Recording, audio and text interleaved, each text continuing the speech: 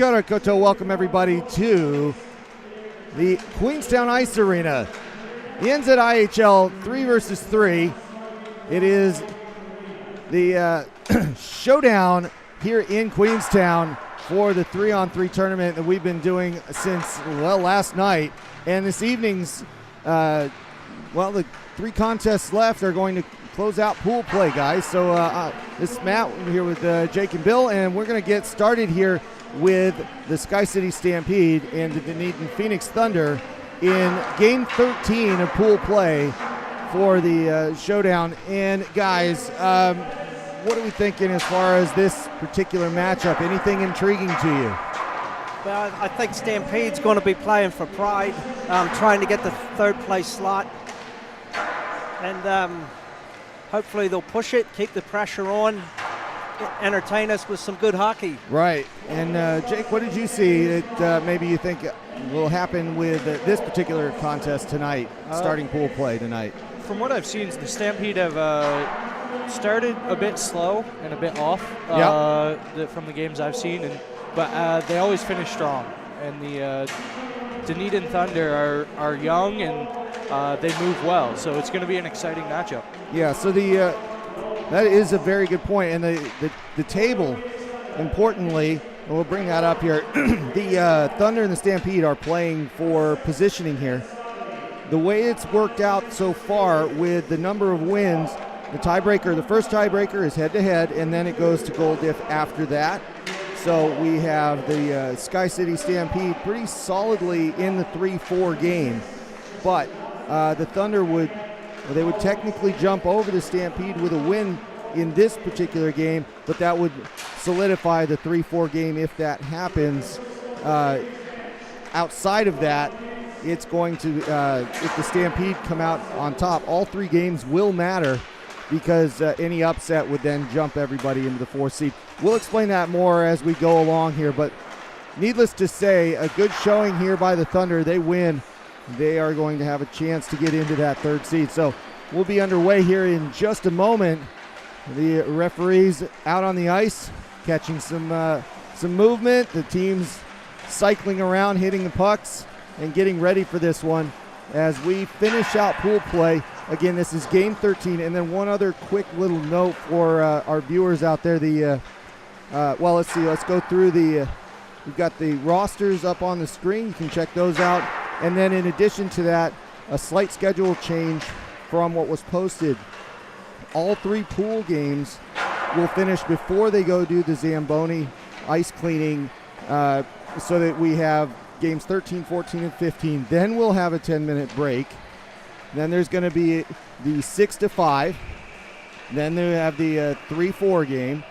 And then there'll be another groom break there instead of where it was originally, so that we have the clean ice prior to the final championship match. So anyway, we'll get underway here in just a moment. Everybody getting set up and getting the extra pucks off the ice. I think they may have found that puck that was stuck in Chaba's uniform at this point. That was an interesting way to end the afternoon session with him carrying the extra gear, but everybody's getting all set up. And they did have let's see, it was Michael, who was in that little thing with Simon? Do we remember who that was? Darling? Yeah, so he's back on the bench. We'll have some news about the rest of that here a little bit later. We'll get into that when that comes up. In the meantime, Beckstead right below and Ross putting pucks in buckets so that we can get underway here. Guys, I know that you've taken a look at a lot of hockey, a lot of 3-on-3 this weekend. Anything that you guys would like to kind of say is a trend or anything you've seen so far?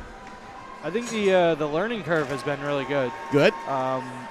Everybody seems to be adjusting, and first couple games they're like, oh, what's this new style?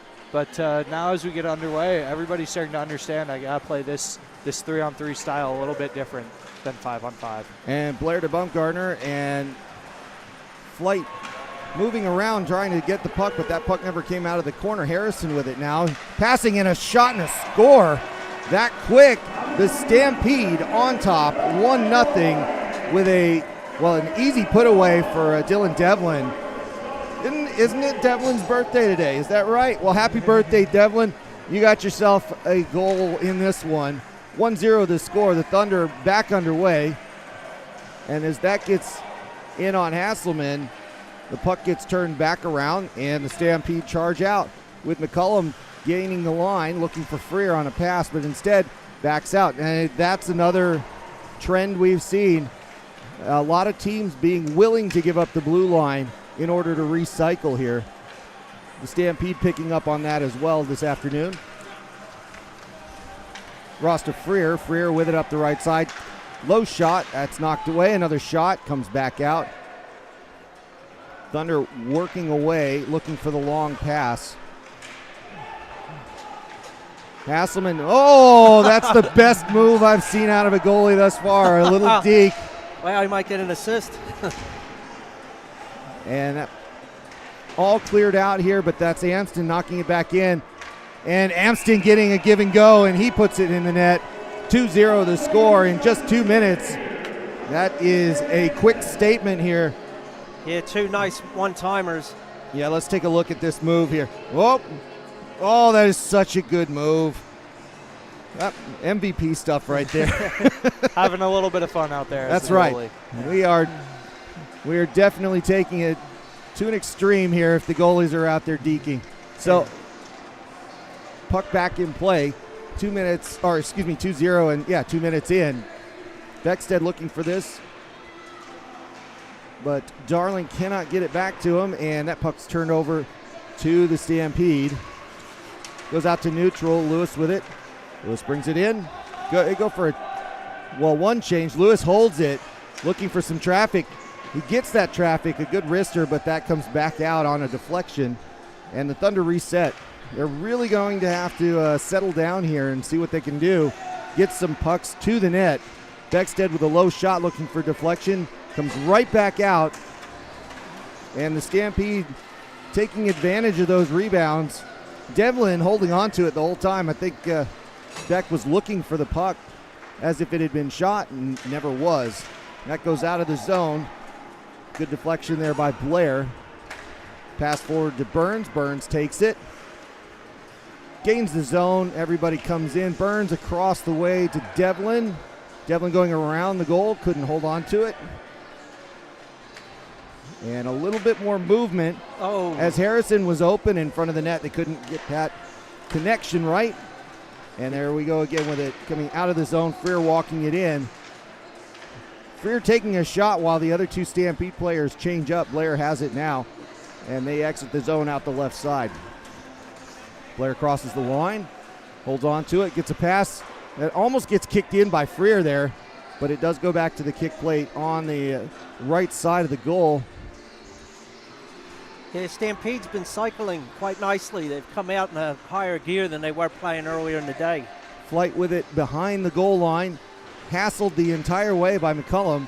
McCullum loses an edge, and they're going to get a call here. It looks like Allen's going to get a tripping call. Ryan Caron, the referee, calling that. And, of course, if you have not been following along, there's no sin bin. It's a penalty shot, so the Thunder need to go on the other side. Over there, guys. There you go. Back it up. They thought that the penalty was against Stampede. I think they did. And off goes McCullum. We're back on live play, but McCullum with a breakaway. And Beck turned right to left, and the puck came back right, and that is a goal for the Stampede. McCullum putting one past and making it 3-0 with about 4 minutes to go in the first half of this game.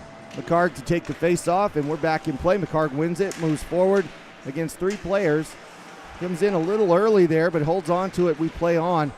That puck goes up and into the netting. Guys, don't try to hit my camera over there, please. Thank you very much. And we'll have a face-off. Jake, are you seeing any kind of cycling or movement from the Thunder that's any different? As Bill pointed out that the Stampede are doing a good job cycling. Well, the Thunder seem to be just taken aback by how fast the Stampede came out.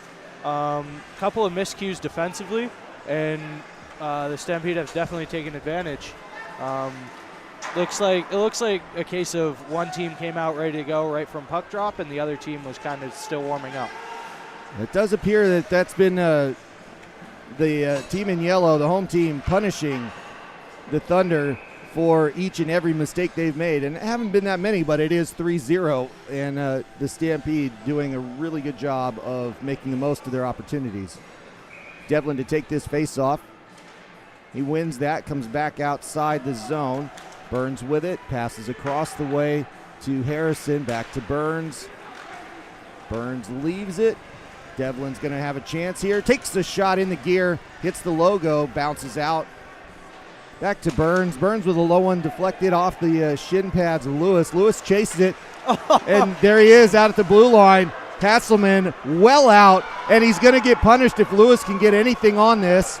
He takes the shot. It's bounced away, and that's an interesting strategy. The entire stands are buzzing because they do not see a goalie cross the blue line for anything outside of maybe coming off for an odd man delayed penalty. Well, that is an interesting approach, and why not, right? Now, if the Stampede win this, the Thunder, they have some tie-breaking leads over the Mako and Red Devils. This might be a rematch for the 3-4. We'll see. Hasselman just really interested in getting out and playing defense for the team. I'm surprised he actually has the big paddle still at this point. He should just change sticks. A little wrister in there. Ross has it now. Freer. Baumgartner held up. No penalties there. Everybody trying to untangle McCullum with it. Getting doubled, and that means there's somebody open. Freer let that go. Baumgartner's got it. Baumgartner going up 2-on-1. He lost an edge as they get that puck off the half boards. And the Stampede are moving. Freer with it. Deflected as that came in off Flight's leg there. Steitley trying to dig at it. It goes out to Allen. Allen holds on to it. And it goes into that left corner and waits for some teammates. They're going to make one change. Allen with it. Takes the shot. Hasselman still playing goaltender apparently and knocks that aside with just under a minute to go in this first half. Roby with it. Roby with a good individual move, then passed it. But that's, well, Amston gets a hold of it, puts his stick behind his back, and Beck puts a glove on it. Boy, that's something else. Yeah, it almost looked like a 4-on-3 there for a minute. Oh, look at that. Mishandled at the blue line. He's never going to live that down. Although, I guess you get away with it. No goal there. No shot. Yeah. So when you've got a couple assists on the weekend, the coach kind of... He might get the duster for that one. So Blair with that. There's a penalty coming up against the Stampede. An interference call. There's two penalties coming up here, so we'll see. This is going to end the half on 2 penalty shots, so we'll just make sure that this is called out correctly. Well, I saw a slash, but I didn't see the second one. I believe they might have gotten the goalie there on he lost his stick, but it was directed at a player. There you go. Okay. So they might...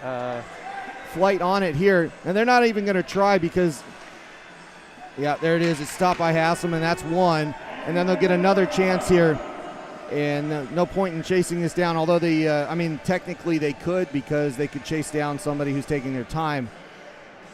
However, there's really no point here as the half will be over immediately. Oh, what a good glove save. That's a nice one. It was a good opportunity for Blair to take a good shot, and he kind of dragged it behind him, but Hasselman with the flair. So, halftime in game 13, and halftime is, again, who says halftime? Well, we do, right? Super Showdown 3v3 in Queenstown, and the referees just hanging out. I could pretty much play their bongos with their helmets at this point. This is kind of fun. These guys are just talking with everybody through the window, and it's just a 1-minute stop. So what are we thinking, guys? Is there a chance here that the Thunder can come back, or is it just a problem with their offense? I definitely think they can. From what I've seen, they have the skill, they have the legs to do it. It's just, and from what I've seen this weekend, it's that last 5% to put it in the back of the net, and that's what's going to get them wins, and that's what's going to change the game. Yeah, they're not getting any puck luck, that's for sure. But I think in 3-on-3, you can get a couple goals in a minute. Well, So that's very true. We've seen that happen several times already this weekend, and we are ready for the second half. However, I think, Jake, I think it was something you've said before, or what? Maybe it was Bill. I think maybe both of you have said it. If you don't punish the penalty shot and get that opportunity, which they had 2 of before we left there, it's 3-0, not 3-2. And then Harrison coming up and taking a shot and putting it behind Beck. That is 4-0 for the Stampede. Just kind of a runaway there as far as the opportunity for the Stampede. We got the replay coming through here. That's just a lucky bounce as it goes through, but held on by Harrison. Went through the 5-hole, did it? Sure did. And we're back Using the underway. long stick there. Got there first using the long stick. And that's the important part, really, is just one-on-one battles. You cannot escape from one-on-one battles in 3-on-3 hockey. You're going to be engaged whether you expect to or not. You cannot hide on the ice. McCullum with it behind his net. He's held a little bit, but gets away. McCullum passes to Ross. Ross comes in the zone, and McCullum had an advanced position, but we play on. Ross back to McCullum. McCullum, wow, right in front, and cannot bury that one. Beck gets across. Everybody just waiting for that. Really good save there. He's going for the top shelf. Oh, it's funny. There's the replay in front. And the best part is when he gets the puck here, shifts her, moves, Beck gets back. And the stadium put the lights on like they scored, but no. Sorry, guys. That was a block and a miss there. Allen's got it now for the Thunder. And Amston's pushing up the left side with Steitley swinging. Good pass in front, but good defense. And sorry, okay. Sorry, I've been mispronouncing. It's Bick, not Beck. And I think mostly I will take that down to the American accent because everything sounds a little bit lifted. Anyway, I won't get into it. Everything sounds a little funny E to I to me, so that's all right. Beckstead with a shot. Goes right in on Hasselman. We get a face-off. You guys know what I'm talking about, right? It's just we sound a little funny. Yeah, it's tomato, okay. Tomato. Yeah, a lot of that, right? So face-off for Lewis coming up here against Devlin.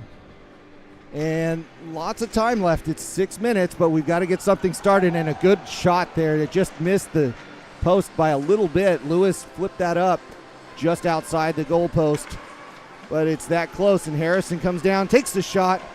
Oh, got a Darling, stick in the face. Yeah, Darling, and that was something got him up high, but we continue and play on. Beckstead with it. Turns that over. Harrison's right in front. 2 moves, 3 moves, and another flip way up, and Bick doing a great job of stopping the puck there. Off to Ross. There is one other mispronunciation we'll take care of later. That's in the Mako game. You find these things out later, and that's okay. A good pass. Oh, and just the easiest flip in by Ross. Bick kind of left all alone as there's just no defense being played there as everybody was gassed. And let's take a look at it. A pass couple goes. of really good saves to start that sequence, but not much she can do there. No, and that's just out of position. But it's out of position because they were making a play before, and that's where 3-on-3 will get you, is it will put you out of position, and individuals have to make that play. Bick doing the best that she could, but it is 5-0 in favor of the home team.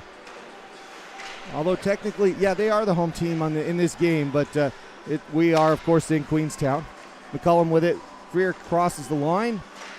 That pass is kind of just knocked away. Flight chases it. Flight gets it. Flight comes up the left side. Oh, 2-on-1. Flight with a chance. Leaves it for a pass. I don't think anybody was expecting that pass, including Blair. And the Stampede come back 2-on-2, and a great chance as that puck was right in front, and it was Ross again trying to get something past Bick, and it just didn't happen. Good pad save flight to Bumgardner. Bumgardner can't close that out. Hasselman gives the puck up. We're still in play. And a long pass, no icing in this tournament, so Bick's playing that. And the Thunder look to break out with a long pass. That's intercepted. Amston with it. Amston with a high wrister, hits the glass, comes around, and we're under 4 minutes to go in this 13 game of pool play. Steven digging away at it. A puck in the feet, and found by Allen to Steitley. The Stampede go for a couple of changes.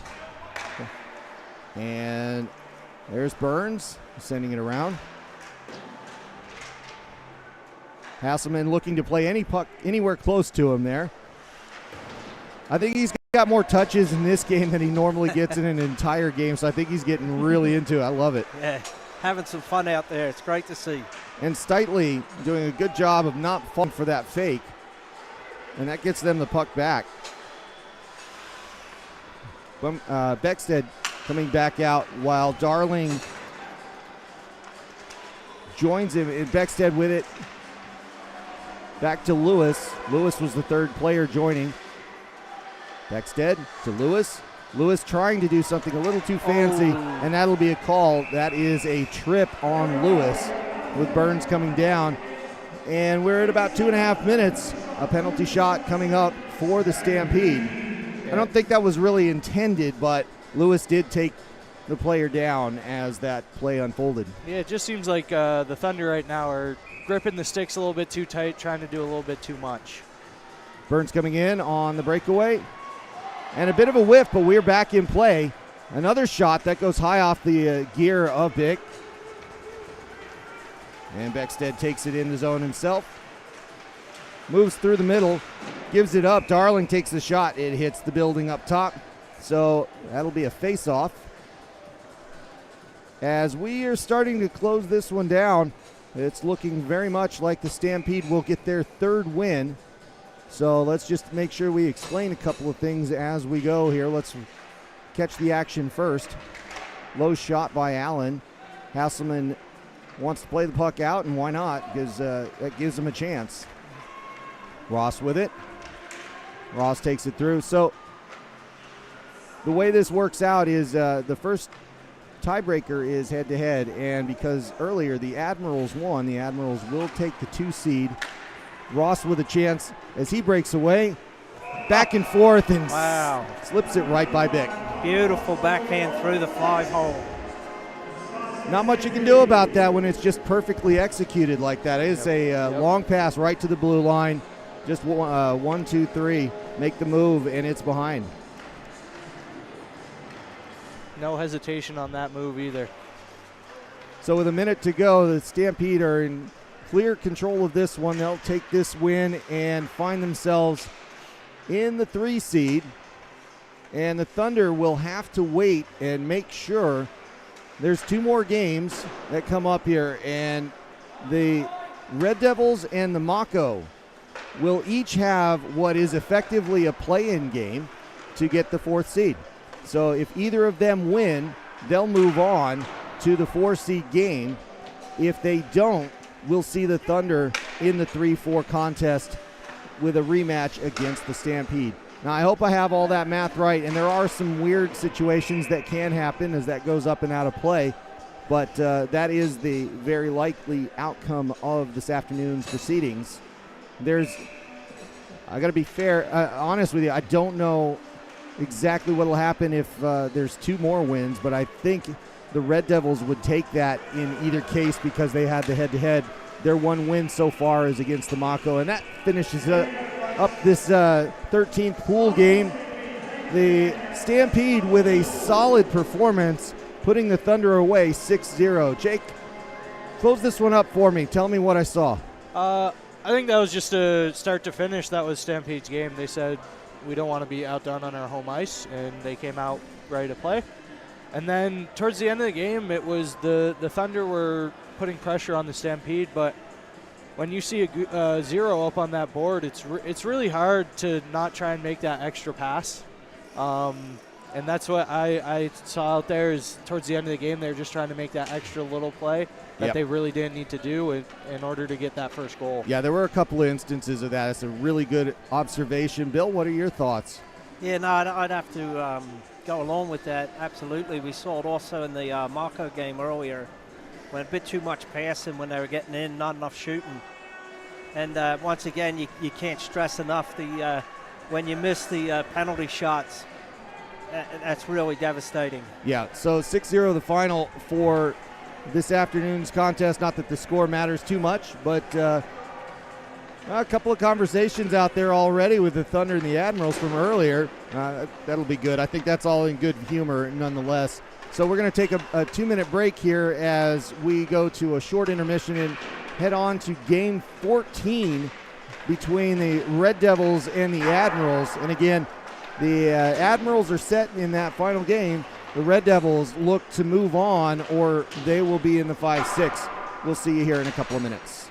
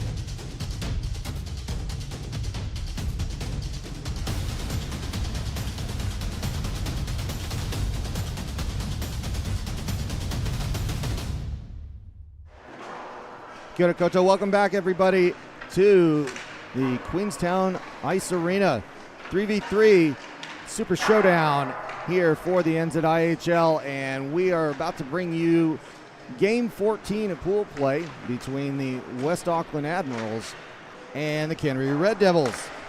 Guys, this one's going to be an interesting one for a lot of strategic reasons, and let's just break down what that means. The Admirals are in the 1-2 championship game later on tonight, so they are stretching their legs and do not really have anything to play for other than to make sure that they get warmed up and ready to go. The Red Devils, they now have what is an elimination game for them, if you want to think of it that way. If they win, they're in the 3-4 game against the Stampede. If they lose, they're in the 5-6 game with the opponent to be determined. So they do have a lot to play for. This will be a chance for them. Both games have a chance for them to move up in the rankings, if you will. So that's an ideal situation for a team that's in their position. But guys, I'd like to see. I think, Jake, you were talking about the Admirals in kind of a not necessarily slow play, but a very deliberate choice of things? Yeah, they see from the games I've seen, they play smart. They play within themselves. They aren't going out there trying to just fill the back of the net with a bunch of pucks.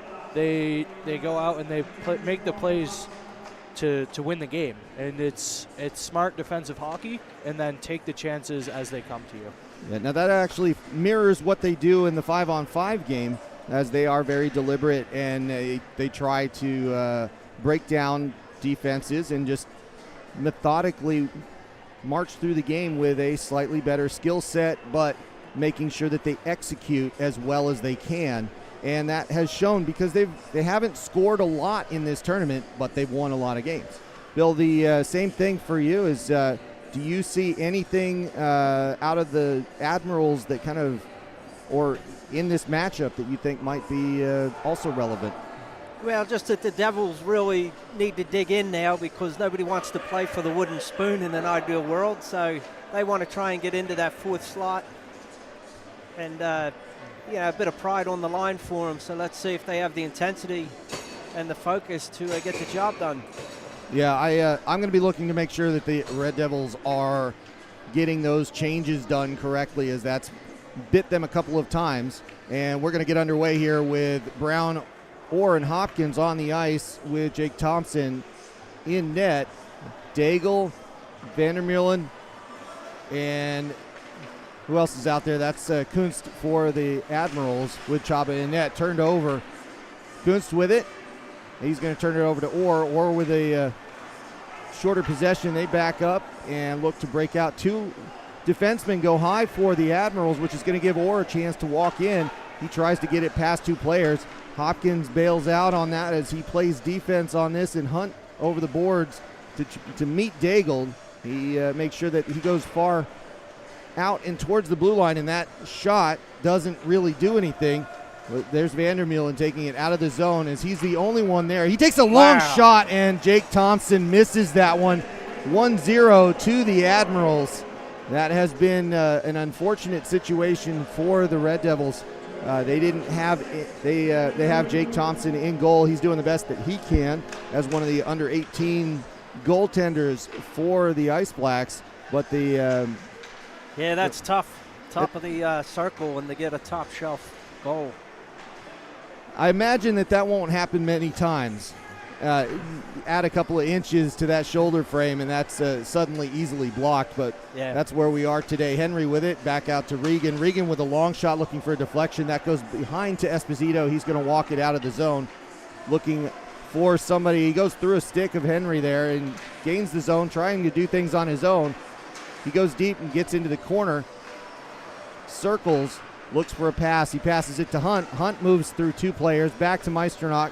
Meisternock looks forward, gets it to Esposito, but he can't tip it in. It's behind the net. Chaba's looking at it, goes around, and it goes to the far side. Esposito holding on to it. He's getting annoyed by Regan here.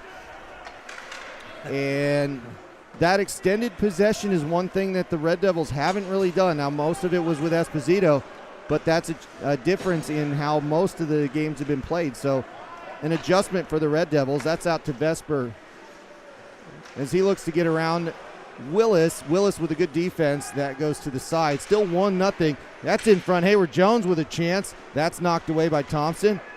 And Dallimore holds it away from Hayward Jones. And now it's Logan Willis as he goes way up the ice for him. A low shot and a good one. Chaba has to play with that and the rebound, hold on to it and get a face-off.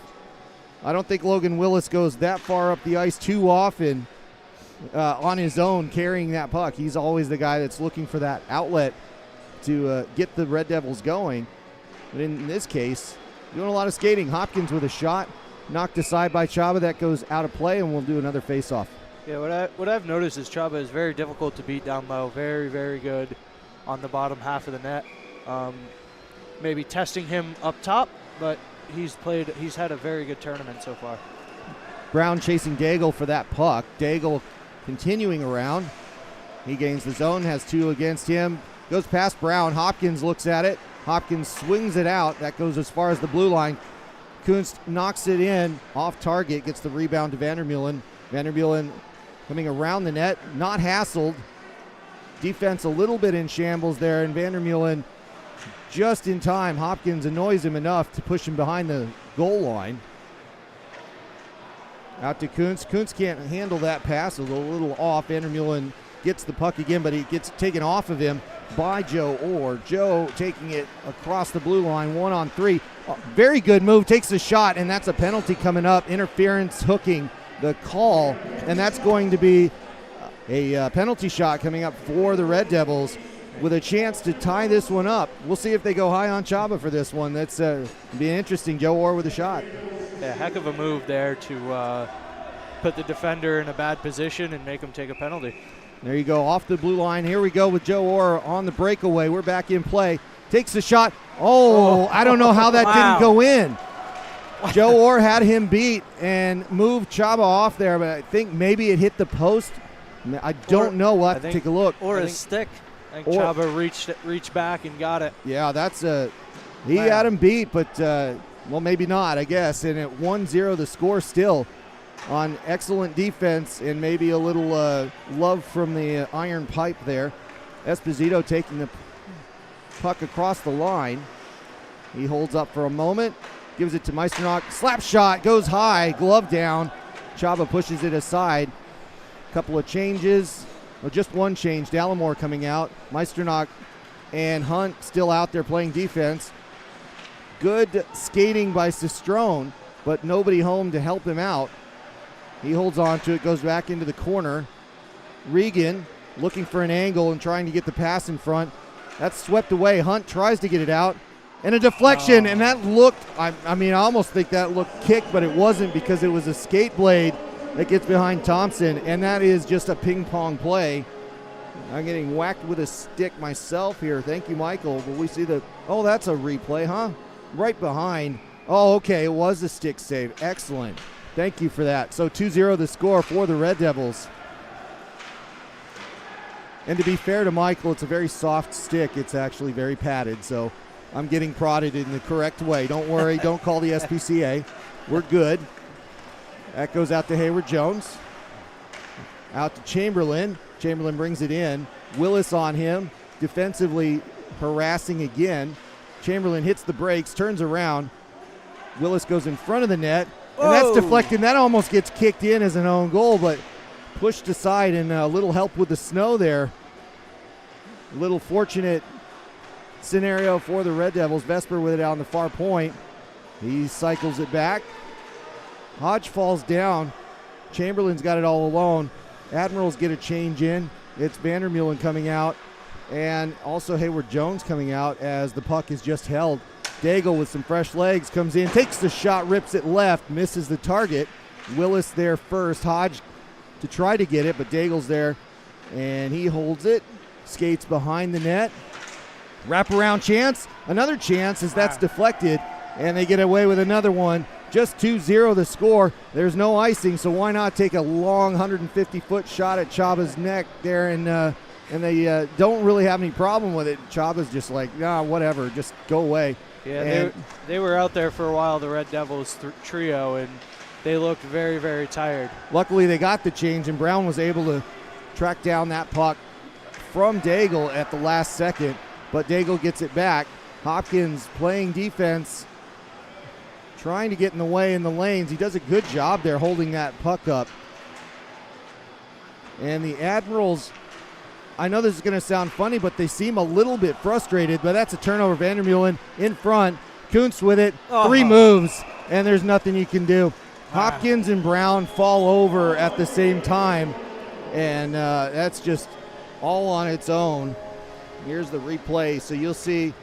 Yeah, that's got to be frustrating. Yeah, that's just one player taking the other one out, and that gives them all day long. Anyway, back to action. Henry with a shot that goes through Meisternock's legs. Doesn't go on target, fortunately, for Thompson. Then another shot, and it is a shooting gallery suddenly. I think they've found their shooting eye or whatever they call that, and Sistrone sends that around. That was kind of a shot pass. That goes up to Meisternock. He's going to chase it because he can't hold on to it. Sistrone gets it first, goes out and kind of whacks it against the goal. It goes into the corner, and the Admirals are going to skate it out. Regan all the way up the left side looking for a pass, 2-on-1. Esposito caught in no man's land, but they can't execute the pass. Regan's got it. Regan goes behind the net looking for Henry in front. Henry takes a shot. That's deflected out. Esposito with it. He hits Regan hard into the glass. That is fully a legal hit. And he comes right back, Regan with a shot, which is the best way to get it back. And that's pretty much going to end the half. Fired in by Hunt, and that ends the first period. 3-0 the score. The Admirals with more clinical finishing, guys. Yeah, really good good flow to that first half of hockey. Yeah, I see the Devils aren't able to clear it out of the zone. Yep. You see them hitting it weak back. I don't know if it's offensive players being caught in defensive positions, but they're not clearing it out of the blue zone, which set up the last goal. They were able to cycle it back in, and Admirals took advantage of it. Yeah, I think you're onto it there, Bill. The biggest thing that I've seen is that the only time the puck really comes out of the defensive third effectively is when somebody can skate it with speed on their own because they've been left the lane. Any other situation, they have a hard time getting it out, and they pay for it because they have the offensive players, like you said, that are getting stuck in that defensive third, which means they don't really have an outlet pass. And you're exactly right. That hasn't really adjusted for the 3-on-3 game, and they're going to have to do something quick. Now, the Admirals have had leads in the past. They had a 4-0 lead last night and ended up losing a game to the Swarm, which was in overtime in the shootout. So we'll see if anything like that can happen again, but we're back underway. Dallimore trying to chase down a puck. He loses an edge. He is not good. He is down and looks like he may not get up right away. 3-on-2. Shot that goes behind the glass. Dallimore is hurt, and they're going to hold play here for an injury. He lost an edge and really hit the board hard. Yeah, I don't think Hayward Jones did anything to him. I think he just lost an edge, as you said. And yeah, probably smashed an ankle into the boards as he kind of came up, and that's where he's having a hard time. We got it on replay. Dallimore just giving every bit of effort here to skate this down, and as he comes in, you can see he kind of gets caught in no man's land, ends up falling, and just falls kind of backwards and awkwardly. So we'll see if he's okay. And he comes back out, but at the moment I can see him over on the bench. He's not happy, but it's not evident whether or not he'll be able to come back out. Anyway, back to 3-on-3. Liam, get better quickly. We need you out there, but right now the Admirals have the puck. Hayward Jones pushing it around. Vesper taking a hard hit. That was an excellent, solid play by Sean Brown. Orr's going to get to this puck. No, he's not. That comes back out. Hopkins has it. Brown with it now. Sorry, that was Orr with the solid play. And that's turned over, and Hayward Jones has got a breakaway here. Holds, shot, and just kicks it right into the leg pad there. And that goes all the way to the other side.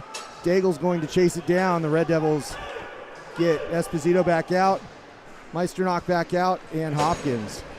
Daigle with some speed up the left side. Takes the wrister. That's kicked aside. Don't think that was on target. Daigle has it again. He goes back out of the zone once again, employing that strategy. Esposito now with a good hit against Vandermeulen. Yeah, it's good to see him using the whole rink, taking advantage of the open. Well, Esposito out of position.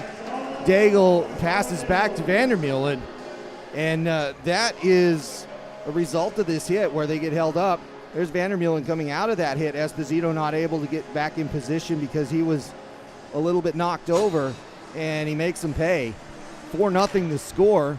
Heck of a shot there. It was a very good shot, and he picked his corner right away and made him pay for that hit. That's how you get him back. Put it on the scoreboard. Cistrone off the net guard.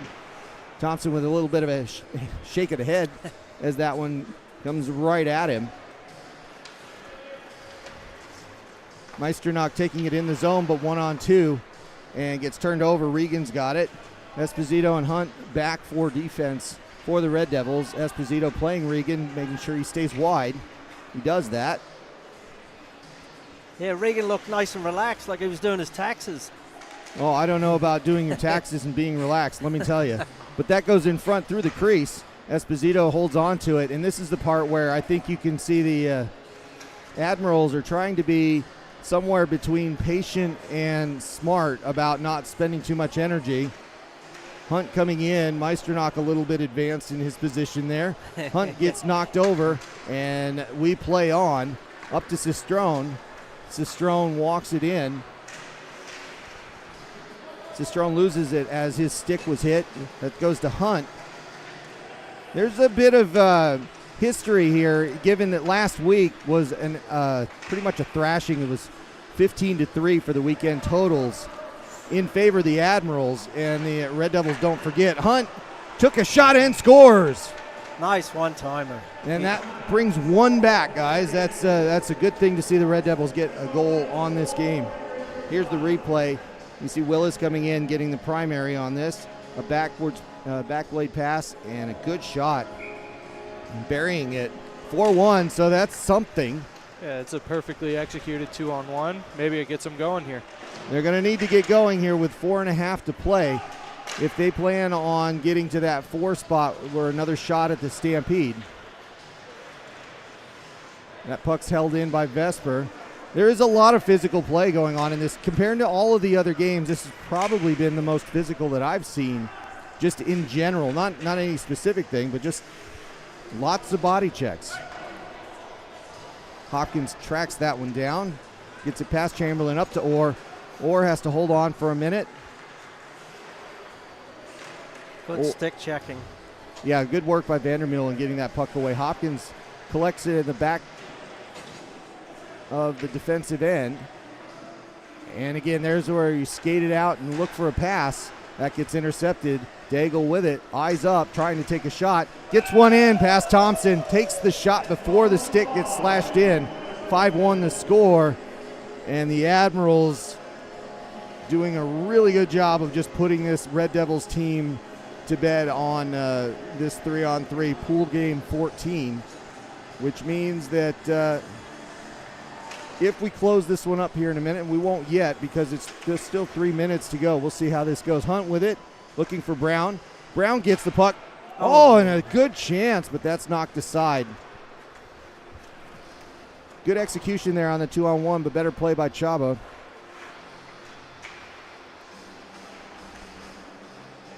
Kunst just with extended possession again in the offensive zone, tiring out the Red Devils. Hunt trying to do something with it. Thompson covering it up and getting a stop. And that'll give everybody a chance to switch up if they want to do that. A little under 3 minutes, 2:40 to go in the running clock. Hunt Esposito to take this, or Hunt will take this Esposito back out on the ice. And Ethan Esposito with the possession. That gets back out to Hunt. After Meisternock gets the pass away, he gets the puck back, gains the zone, but he loses the puck as he goes in. He lifted his head looking at the defense there and just forgot his homework at the blue line.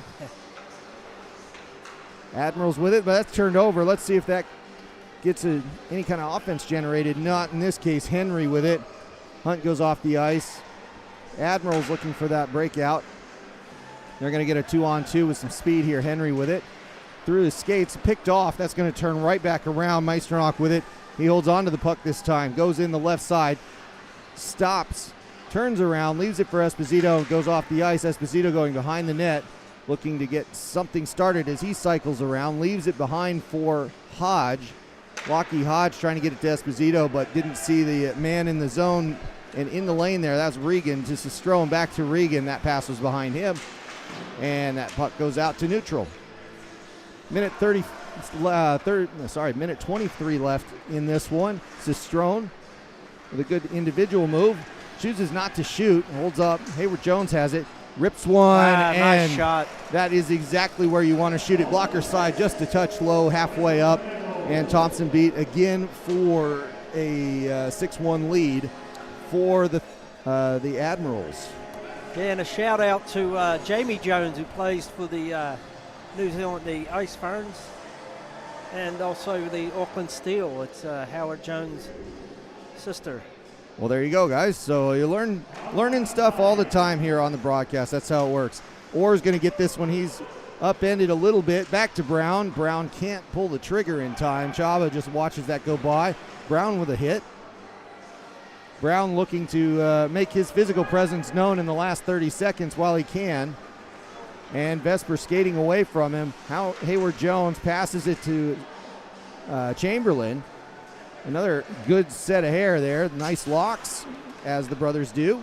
And Vesper takes it back in with 15 to go on the running clock. In front, back to Hayward Jones. Quietly passed to Vesper as it sits on the wall. And Vesper trying to get that to Chamberlain and just sits there and waits and pulls the trigger. Snipes one. That makes it 7 as the clock runs out. Yeah, they made it look easy.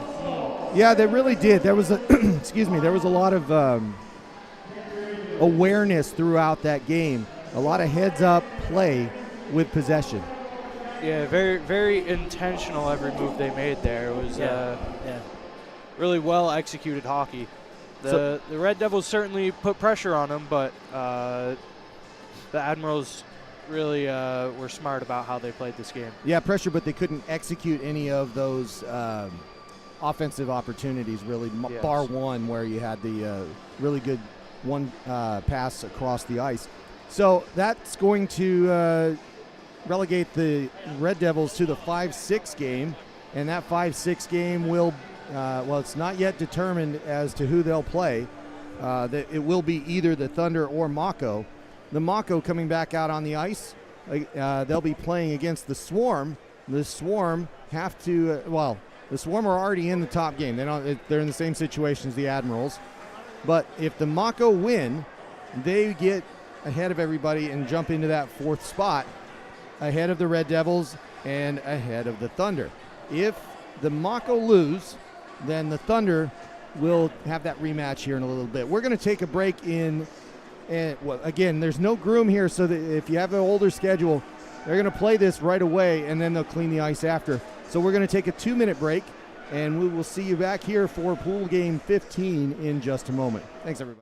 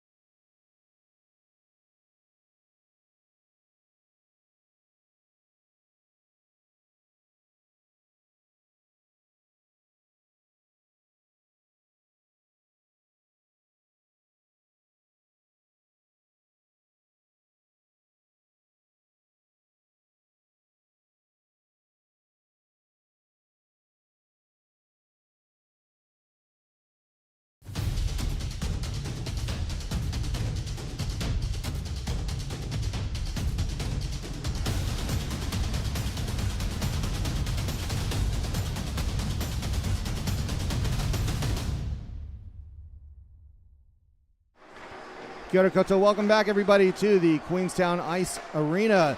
Pool game 15 coming up between the Mako and the Swarm. This will end pool play this afternoon. And as we were saying before, this is the decider for the Mako. The Swarm are already in the championship game, so they don't have much to play for, but they want to get warmed up and ready to go for this afternoon's contest. My name's Matt Chavez, joining Jake and Bill. We're going to dissect this a little bit, and you guys were just saying because there's a lot of snow on the ice right now. Bill, tell us more. Yeah, the ice is cut up. It's had a couple games on it now, and you just never know what happens. The puck can take funny bounces, people can catch edges, and it just opens up opportunity that if Mako can take advantage of it, they definitely have a hard job in front of them. But you just never know in hockey. That's a very good point. Jake, anything that you saw from the Mako prior to this that make you think that they may adjust things? Yeah, my big thing is their ability to skate with everybody. You're just really quality skaters out there on the ice for them. That can never be understated in a 3-on-3 game like this. And you put pressure on a team with your skating, and things could bounce your way and make a big difference. Yeah, and of course the Mako have youth on their side, as we've been talking about. It's a development team, so we'll see how their legs hold up. On the flip side to that, they're going to have to play this game, and if they do not come out in victorious, they're going to have to come back out on the ice for the next game, which will be an ice cut, and then we go back with Mako Red Devils if that's the outcome, with the Swarm taking all 5.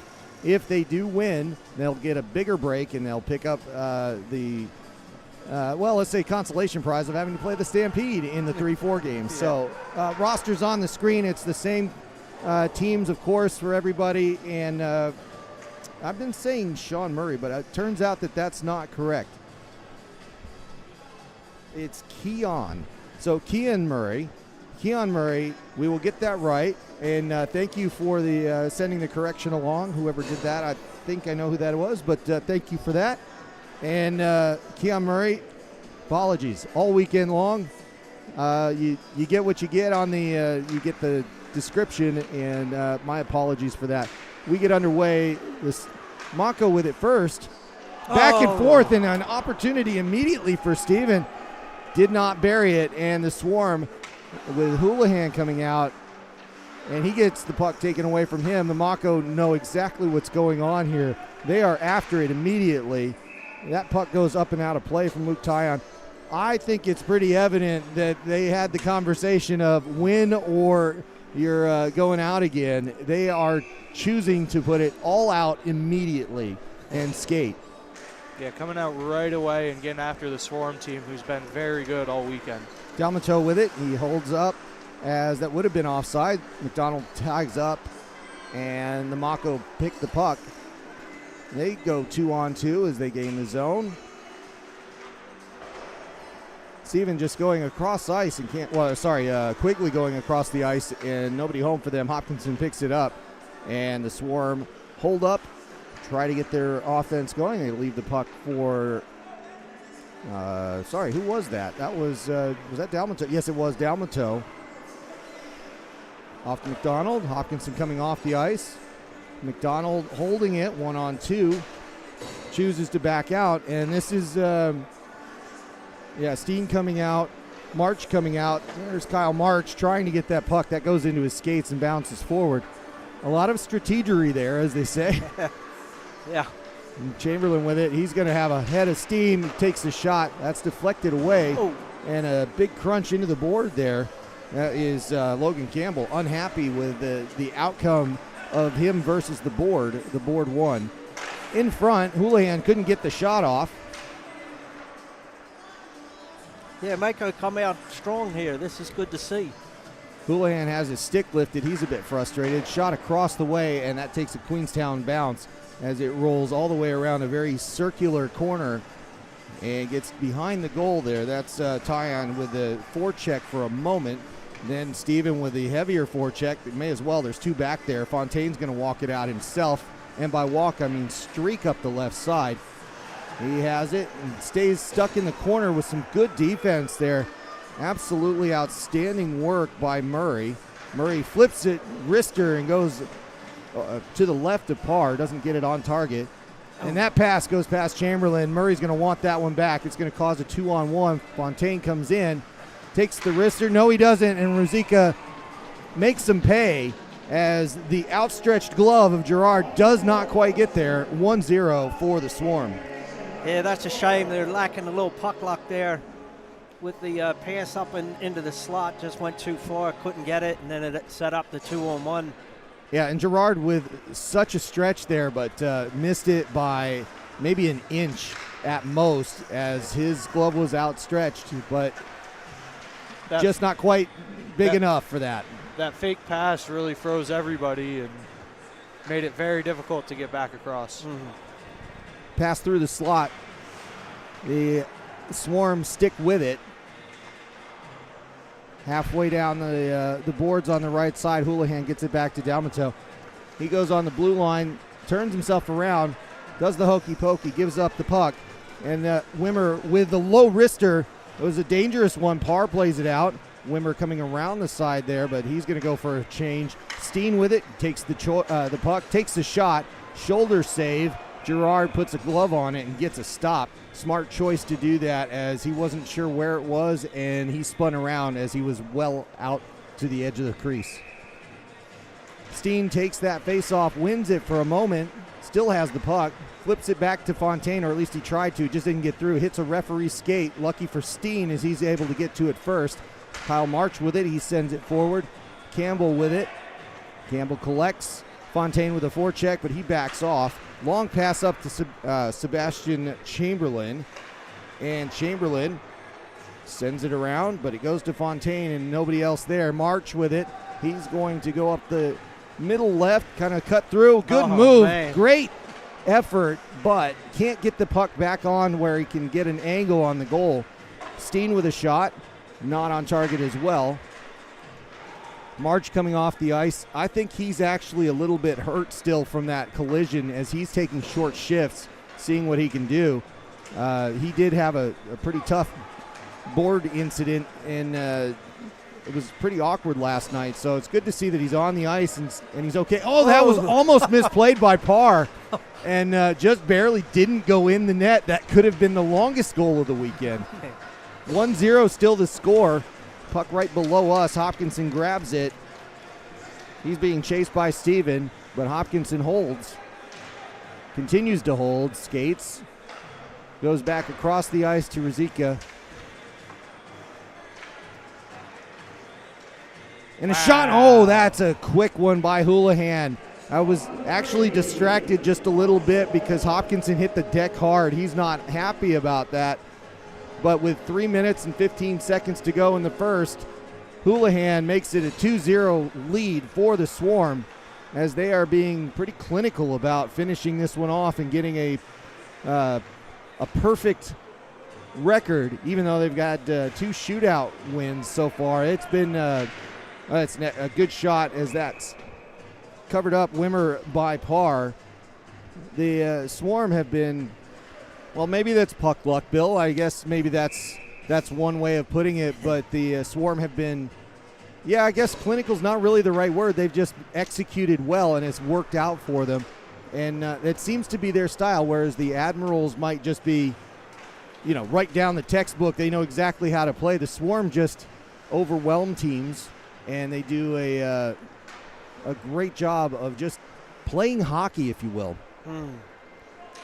Yeah, and they've been able to get cross-ice passes to get the goalie out of position and able to take advantage of it. March back out there, gives it to Dalmato, up to McDonald, but that's caught by Koptev first. Koptev holding the puck and looking for a pass. No, he's going to just skate it himself. Gauges the zone, holds on to it, leaves it for Campbell, but it was in no man's land for a moment. They take it back out to neutral. Chamberlain with it. He's going to skate around and try to get it up to Koptev. Koptev trying to get a pass centered, and he can't get it well outside of his defender's skates. Steen is on him like a cheap suit, as they say. Chamberlain getting to the corner. Can you guys tell I'm getting a little loopy up here? What do you think? It's been a lot of hockey this It's week. been a lot of hockey. And apologies for the voice. Like I said, this is game 15, and you're stuck with us for 3 more as we go through the championship games this evening, which will be very entertaining. Fontaine with a lot of speed here, but he's skating away from the net, takes a high shot, misses the target. Building all of that speed, but the angle wasn't good for him. And Hopkinson has it. He's out of the zone. That's deflected back in. Onside, Steen's there, but that's going to be sent all the way down. Again, no icing in this tournament, so the play continues. Fontaine's there first. Final minute in the first period. And it's still 2-0 Swarm. Oh, and a good sweeping shot there by Steven, but he can't get that past par. He needed to one-time that. He sat on it a bit too long. One time or get it higher, and it didn't happen. And you're exactly right. He had him in a good position, but Parr was there playing well. And I think Connor Parr has been a big part of this Swarm run this tournament. Up to Houlihan. He can't handle the pass from Fontaine. Houlihan swinging it around to Hopkinson. Hopkinson is going to hold it for a moment, looking for an outlet, and Ruzicka is all alone. And he just holds on to it. March with it. March looking to do what he does. He's just looking back at the score. Kyle March doing Kyle March things. He is looking to wait this one out, and why not? Halftime it is. Yes, that's right, halftime for pool game 15.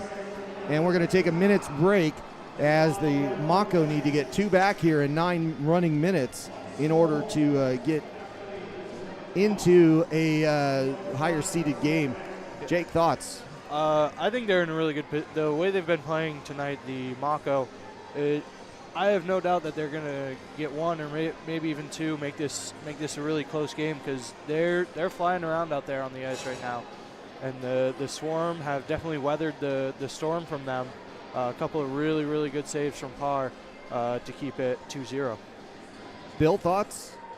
Yeah, they've just been unable to pull the trigger. They've had a few opportunities, and if they would have got a little bit different bounces or got quicker stick on it, this could be a tie game. Yeah, they're not far from really just being even on the scoreboard, but I think that's been something that's been interesting for me, is not only does it feel like some of the teams have a little bit of a harder time, like they're trying to be too perfect. We've been talking about that.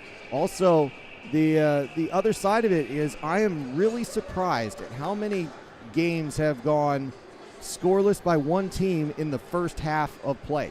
It's been a lot of games where, it's 1-0, 2-0, 3-0.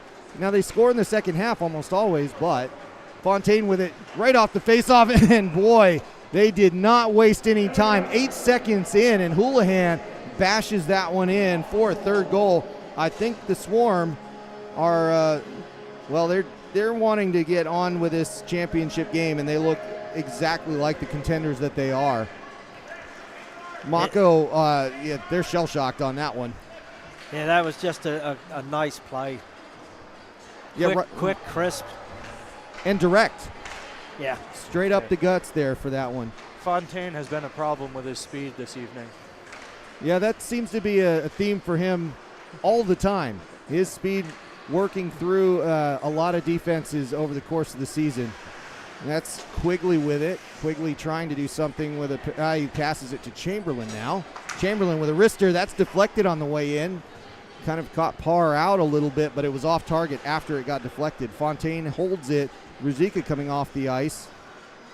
Fontaine coming off the ice. And Houlihan with the puck. Doing his exercises back and forth, back and forth. That was kind of funny. And it's Koptev coming up the right side. He looks, and that one was whiffed on by Campbell.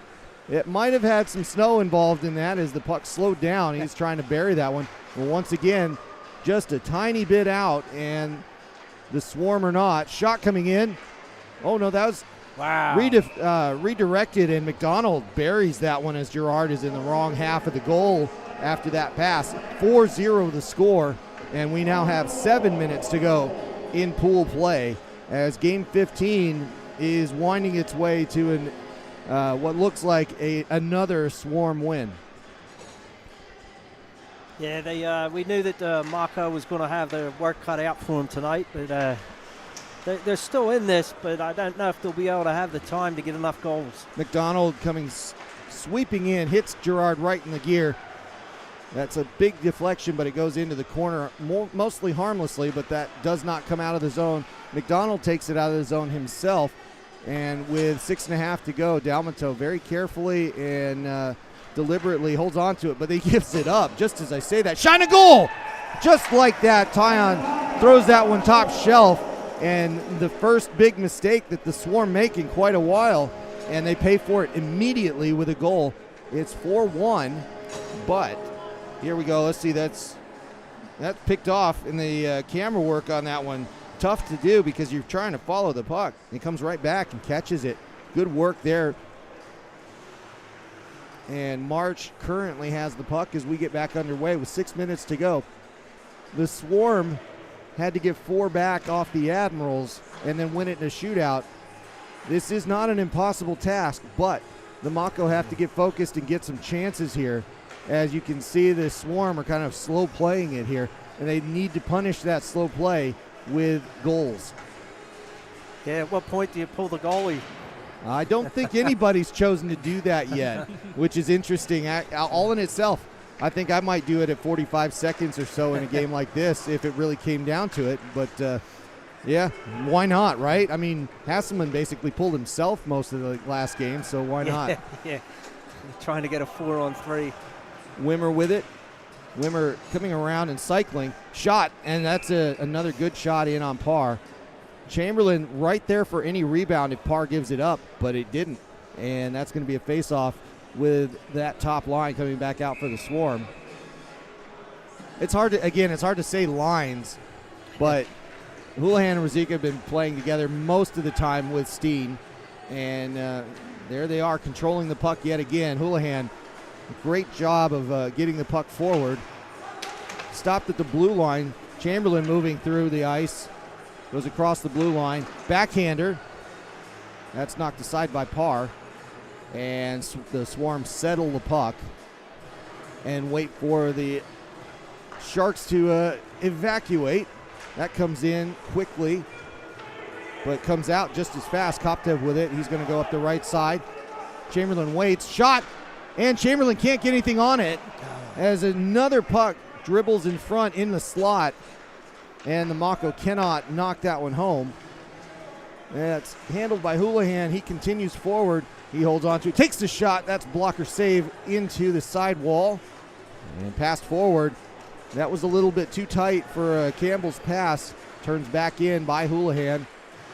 Holding on to it. Campbell loses his stick. So it's effectively a 3-on-2. And McDonald can't put one home on a gloriously empty net. Then another shot by Dalmato, held up by Gerard. And that was another dangerous one, but the Mako are precariously in trouble here as they're down 3. It's another puck that finds the sweater somehow. I think that's the 3rd time that's happened this weekend. Luckily, they got that one out in a reasonable amount of time, and play continues. Those of you watching this morning's, yeah, that was something else. Ben Steven with it. A good hard check there by Tyon into Dalmato. They continue with that. Tyon with the puck.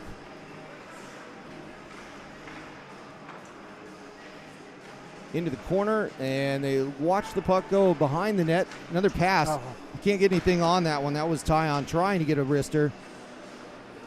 And they hold that puck. Oh, it's just good picked off. Check. Good stick check exactly on Steven. Dalmato with it. Passes it. Intercepted. And turned back around by Dalmato. And intercepted. And back and forth we go. The Mako just really, boy, they are just playing really well, but cannot score at the moment. And it's just the hockey gods telling them the door is shut, it seems like. Yeah, they're definitely not getting the plays together in a row to get the scoring opportunities. Steen with a low shot that goes begging up the right side and bounces out, goes off. It was offsides for just a moment. Steen clears. Mako with it. And they start moving out. Long pass forward up to Quigley. It's going to have to get it off the board. Looking for somebody. That comes back to Hayward Jones. The other Hayward Jones. Low shot. That goes off Parr's gear and into the half wall on the far side. Stays in, but knocked back out. Hopkinson sending it forward to Houlihan. Houlihan holding up 1-on-3. He's getting pushed, but doesn't lose the puck until he dumps it behind. Ruzicki chasing, goes back to Houlihan. They do not clear. Low shot, that's deflected up and into the netting. Minute 30 to go, and this one looks like it's going to be a little too hard for the Sharks to finish this one off. The Auckland Mako will be joining the Red Devils in the 5-6 game after the ice cut is what we're looking at here. Chamberlain with the puck. He skates a circle, turns around, nearly gets it stolen. It's kicked away. Chamberlain does keep it away, but Dalmato has it. We play on here. Is Rule book 3. Yeah, we won't talk about that one. That was close. But we continue with Koptev trying to get that second goal. It's turned around to Dalmato. Dalmato gains the zone, holds on to it, gets the puck through his man. Chamberlain lets it go. And Dalmato's shot not on target because he can't get anything on it until he gets past the crease. McDonald with it behind the net. And with 37 seconds to go, it's pretty clear that Ruzicka is getting under the skin of almost every player he's up against. That was Campbell with some frustration there. Ruzicka. Wow, nice, good pass. Nice give and go. McDonald all alone. He buries it, and that ends it for us. It's going to be 5-1, and with 20 seconds to go, that's pretty much it for pool play. A couple of, well, let's see. That's the referee coming over to the scorer's table there for just a moment. They're going to drop the puck. 5 seconds to go, and that is all she wrote as they try to get one more shot off, but that does it. And the Swarm managed to accumulate a perfect record through pool play. Whoa, hey guys. Sorry, we got a little bit of a volume switch, so hang on just a moment and we'll get that corrected. And we'll be right back. Well, let's see if they can continue to keep their perfect record as they go into the championship game against the Admirals later on tonight. Yeah, it was a very good game, very competitive. The Mako came out right away and were putting pressure on them. The Swarm handled it, and I thought they played an excellent game, very smart. Didn't try, and now they're 5-0 going into the championship game. See if they can get a clean sweep for the weekend. All right, thanks for covering for me for that moment there. I had suddenly a super loud headset, so that was something else. But you know what? What else? All sorts of technical issues here. Not really our thing. It's just we've had some power issues as well. So who knows what's going on? But the Gremlins are here in Queenstown. Pool play is over, and that means we have all of the matchups with the first one, the 5-6, going. The Red Devils and the Mako. So we'll see the Mako in just a few minutes here. Do me a favor, if you have not done so already, make sure you hit the like button, a little thumbs up if you're watching it on YouTube on the browser. It helps us out. We're going to take a 8 or 9 minute break before we come back and do the 5-6 game. They'll do an ice groom here with the Zamboni, and we will join you for all of the championship games here in just a little bit for the 3v3 Super Shootout.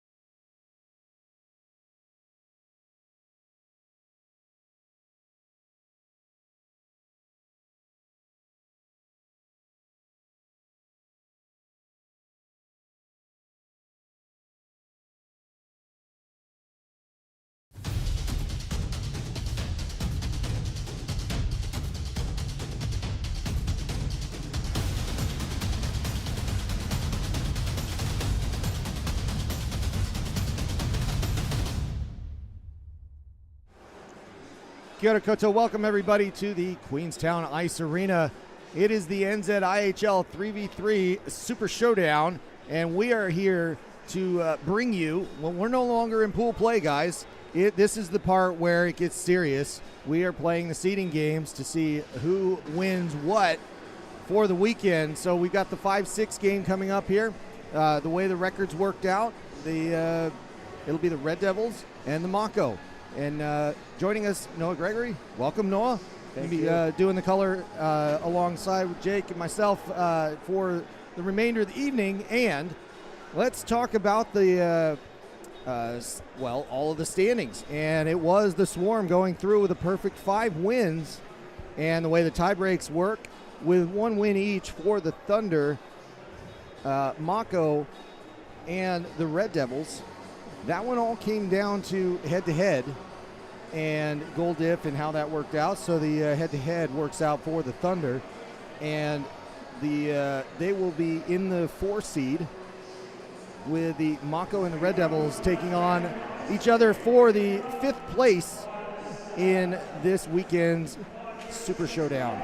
So, Jake, you've been watching this for a little while. You saw the Red Devils, and you also saw how they were playing. I've got a bit of an update on that, but we'll see. I'm actually most concerned as first of all, as the Red Devils announcer generally, but seeing Liam Gallimore go down, we saw him kind of lose an edge, fall backwards, and looks like his ankle is a little bit not right. We'll find out more soon. But I really want to see whether he comes out of the locker room at all. And as of right now, I think that answer is no. So thoughts on what you'd see out of a Red Devils team, 1 short? Yeah, it's a tough place to be, losing somebody like that. You never want to see anybody go down with injury, but unfortunately that's the game of hockey. Now you have to shuffle the lines a bit. In playing 1 down, there's only 8 skaters. It's going to be tough. They do have a talented roster. They skate well. They have good hands. And now that they're in the last game, it's give it all you got there, because there's nothing holding you back. So that's true. Noah, did you? You've been watching this tournament for a while now, and so tell us what you think of 3-on-3 in general as you've been watching it. Anything kind of just surprise you this weekend? Yeah, I think it's a really fast-paced, high-skilled and really exciting way to play hockey. I've noticed that there's lots of skill on display, some pretty incredible goals. I watched that highlight package this morning, and some of the goals being scored were just incredible, high-skilled, fast-paced plays. Yeah, we've been noticing a lot of the attempts are things that you wouldn't see in a 5-on-5 game just because they can do that. So that'll be, Michael says there's going to be a highlight package coming out tomorrow too, so that will be worth the watch. If you're not subscribed to the NZIHL YouTube channel, that's the best place to do it. Hit it there, or give us a like on this broadcast so that we can show up on a few more front pages and share hockey globally as we go into the 5-6. And then if you have a schedule that's a little bit older, so like we said, the grooming happened just a few minutes ago during the break. We're going to play the 5-6 game, and we're going to come right back with the 3-4 game, and that's going to be the Thunder and the Stampede in a rematch from earlier tonight. Then we'll take an ice grooming break, and we see the big show, the championship game, the Bugs and Boat Captains as they go at it with a championship on the line and a trophy. I saw it was actually quite nice. It's a good looker. I mean, everybody's taking this seriously. Are you seeing the referees are even practicing their puck drops? That is, everybody's starting to take this seriously when we get to that point. Referees are just as professional as the players, I can tell you that right now, Matt. They take it seriously. They very much do, and they've once again, I want to give a shout out to all the referees that have been out here. They put out a good effort of work every weekend anyways, and they do a great job. But on top of that, these guys are out here with half a staff, and they've got all sorts of new rules that they are implementing for the weekend. And then they got to go back to regular hockey right after this. So the men in black and white, and women, in black and white as well. We have one female referee. That team has done an exceptional job this weekend, so a shout out to them. That's a lot of skating they've done. We talk about how fast-paced the game is. They have to keep up with all of it, and it's very impressive. They've done a great job, and things have been flowing really, really well. So with that, we'll get underway in just about 60 seconds. It's been pretty amazing how quickly, well, I mean, all they have to do is just get the pucks off the ice and bang, they just throw one down and off we go. So we'll watch that carefully this time. But we'll be getting underway with the 5-6 game. And again, the Red Devils suffering a loss here. We'll have to find out.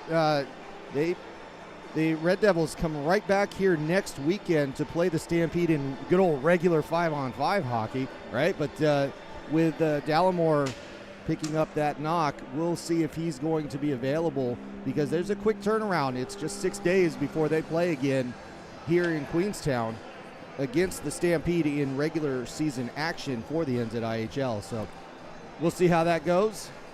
And the Red Devils getting ready. The puck's getting in the Mitre 10 buckets as they go back and forth. It's actually really interesting. I'm sure you guys know this, but they keep those pucks frozen. There's a big bucket of pucks that they keep in all the snow just to make sure that they don't bounce around too much. Frozen to stop bouncing, yep. That is correct. They slide better, and warm pucks stick to the ice, and so it's just a frozen puck will keep the game moving and keep it even faster, which is kind of the whole thing of the weekend. Yeah, that has been the theme, has it not? All right, well, even though my voice is more or less shot at this point, let's go with Game 16 and see if we can't take this a little bit more seriously, as we're playing for 5th place for a result in the tournament. 2 9-minute halves, running clock, no icing, offsides is a touch-up, and we are underway quickly with the Mako grabbing the puck, and they're back out here just that after a 4-minute break. Now Sean Brown looking for Orr on a 2-on-1. Sean Brown takes the shot. Brown gets it to Gerard, and he gloves it and holds on to it. A quick start for the Red Devils, which is what you want to see out of these guys, to try and get some goals on the board early and put the Mako behind them as quickly as they can. Puck goes out to Wimmer. Wimmer's going to skate it out. Wimmer's got a 2-on-1 if he moves. He turns Hopkins around. Wimmer's got it on the back of the stick, and Thompson knocks it away. Wimmer still has it, turns around, looks for a rebound, and that puck gets pushed into Thompson's gear, and they freeze the puck. So a good opportunity for each team on either end of this in the first minute. Look for lots of quick changes here from the Devils, Matt, as they try and mitigate the loss of Dallimore. They're going to be looking to change quick and just keep the rotation going. Shot, and Thompson knocks that away from Hayward Jones, as that high wrist shot came in from the top of the circle. And a good attempt there by Esposito, but he got more glass. And a pass in front, kicked away, and Esposito takes the puck out. He's skating one-on-one with Hayward Jones. Comes into the zone, he's onside. Esposito keeps it, looks for a pass, shot by Hunt, and that is knocked away by Gerard. Hits the glove and goes to the sidewall. Hunt with it again, looks for a pass to Willis. Willis can't get on the other end of it, but he gets it off the boards. Turned over to Hayward Jones. Back to Esposito. Esposito looking for somebody. He's holding on to it. Keeps the puck, keeps 2 Mako players away from him, shoots and scores. Esposito with the first one, beating Gerard high and to Gerard's right, going left, up, and high, which has been the theme, and how to beat the goalies this weekend. Great shot by Esposito, making it 1-0. Really strong wrister there, coming around the corner. Esposito, Jake, if you didn't know this, he's from Sault Ste. Marie, so I know you've been saying you're 15 minutes from Canada, but where you grew up, but he actually is 15 minutes from the States, if that. Yeah, it's right up near me. I've played up there a few times. Meisternock with well, that was a good move as he pulled the puck well across the crease, but he couldn't get the backhand to lift up. Gerard with the stop, and we continue 1-0, 3 minutes in this 5th place decider. Meisternock getting that out to neutral. Hodge with it. Hodge bothered, not quite tripped up, but stick in the skates. Hodge is upended, shot taken, we continue on. No, there is a call now, and that is an interference call on, it looks like Ben Steven was the call. Is that what we're saying? Oh, it looks like it was a bit of a retaliation from Hodge. Oh, okay. Didn't like the play behind the net there and swung his stick at There him. you go. So Hodge gives up the penalty shot, and that's kicked in. Play continues, quickly misses, well, it was on target, but Thompson knocks it away, and that shot goes over the crossbar. And we continue on in the 3-on-3, or with it for a moment. Now Brown's going to get this puck as it comes to him at the blue line. Chamberlain giving it up, a couple of changes. Hopkins over the board, Orr with it now, and Brown forward, Hopkins out. That shot goes high from Orr. Turned around by Wimmer, and Wimmer hits the glass hard. That made more noise than contact as the stick hit the glass. And Hopkins takes it forward himself. He passes it forward to a point. Brown's going to get to that corner, but he's upended, taken out of the play, and it's Koptev with it for a moment. Then Hopkins, that's passed forward. Well, not quite forward, it actually gets to the crease and is kicked away by Gerard. Esposito with a forecheck on Koptev. That pass forward through two lines. Looking to walk that in. That shot goes wide. Murray with it. And that goes to Hunt. Hunt gets that out to Esposito. He's going to have a 2-on-1. Willis doing his best to skate a line. And it gets to Willis. Willis can't bury it as it was a little late getting to him. Gerard pushes it to the left corner with his stick and glove. Esposito collects, 2 on him. He skates and retreats to hold possession. The Red Devils get Meisternock back out along with Hunt. Meisternock leaves that for Hunt, but that was Hayward Jones getting there first. Good move by him. Esposito's going to bring it in the zone. Takes the wrister, that's deflected, stick lifted, puck around the glass. Comes back in. Esposito again trying to get a shot and leaves it instead for Hunt, and Hunt can't pull the trigger. Comes back out, and it's Tyon with it for a moment. Hunt gets the possession, and the Red Devils now playing the smart play, not trying to push it out of the zone quickly. Hunt with it, keeps possession with Steven behind him. Hunt with a good move as he pulls it through, and Hunt doing a good job of just trying to get a chance for the Red Devils to get some offense. Now Hodge wipes out his guy. That was Leon Quigley meeting the plexiglass there. Good move by him, and that pass gets picked off. Orr with it. Couple of bodies being thrown here. Yeah, Hodge is making himself known there. Meisterlock with a high shot goes off target, turned around. I think Hodge is definitely trying to step up here and make his presence known physically. Competitiveness just ramping up as the games start to mean a bit. Yeah, clearly. And Chamberlain with that puck, he's holding on to it one-handed or just digging it away.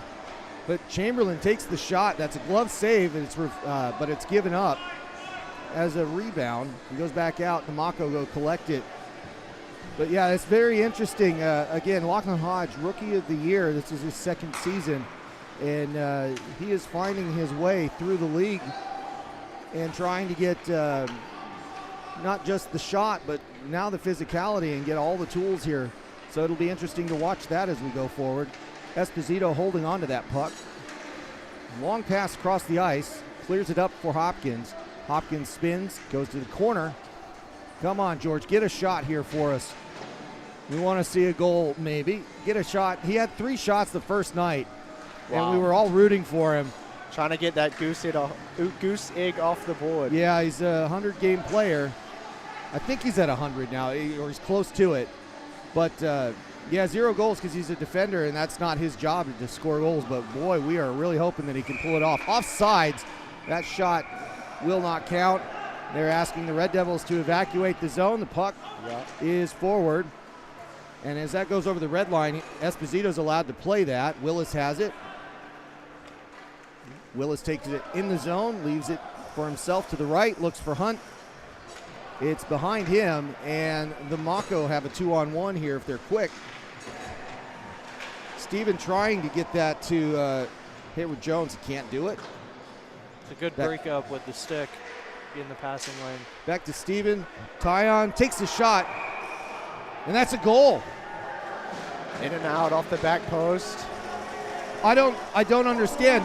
That's not a goal. The person, they're counting that as a goal. Let's see if we have this, because the goal judge didn't line. It's not listed. Here we go.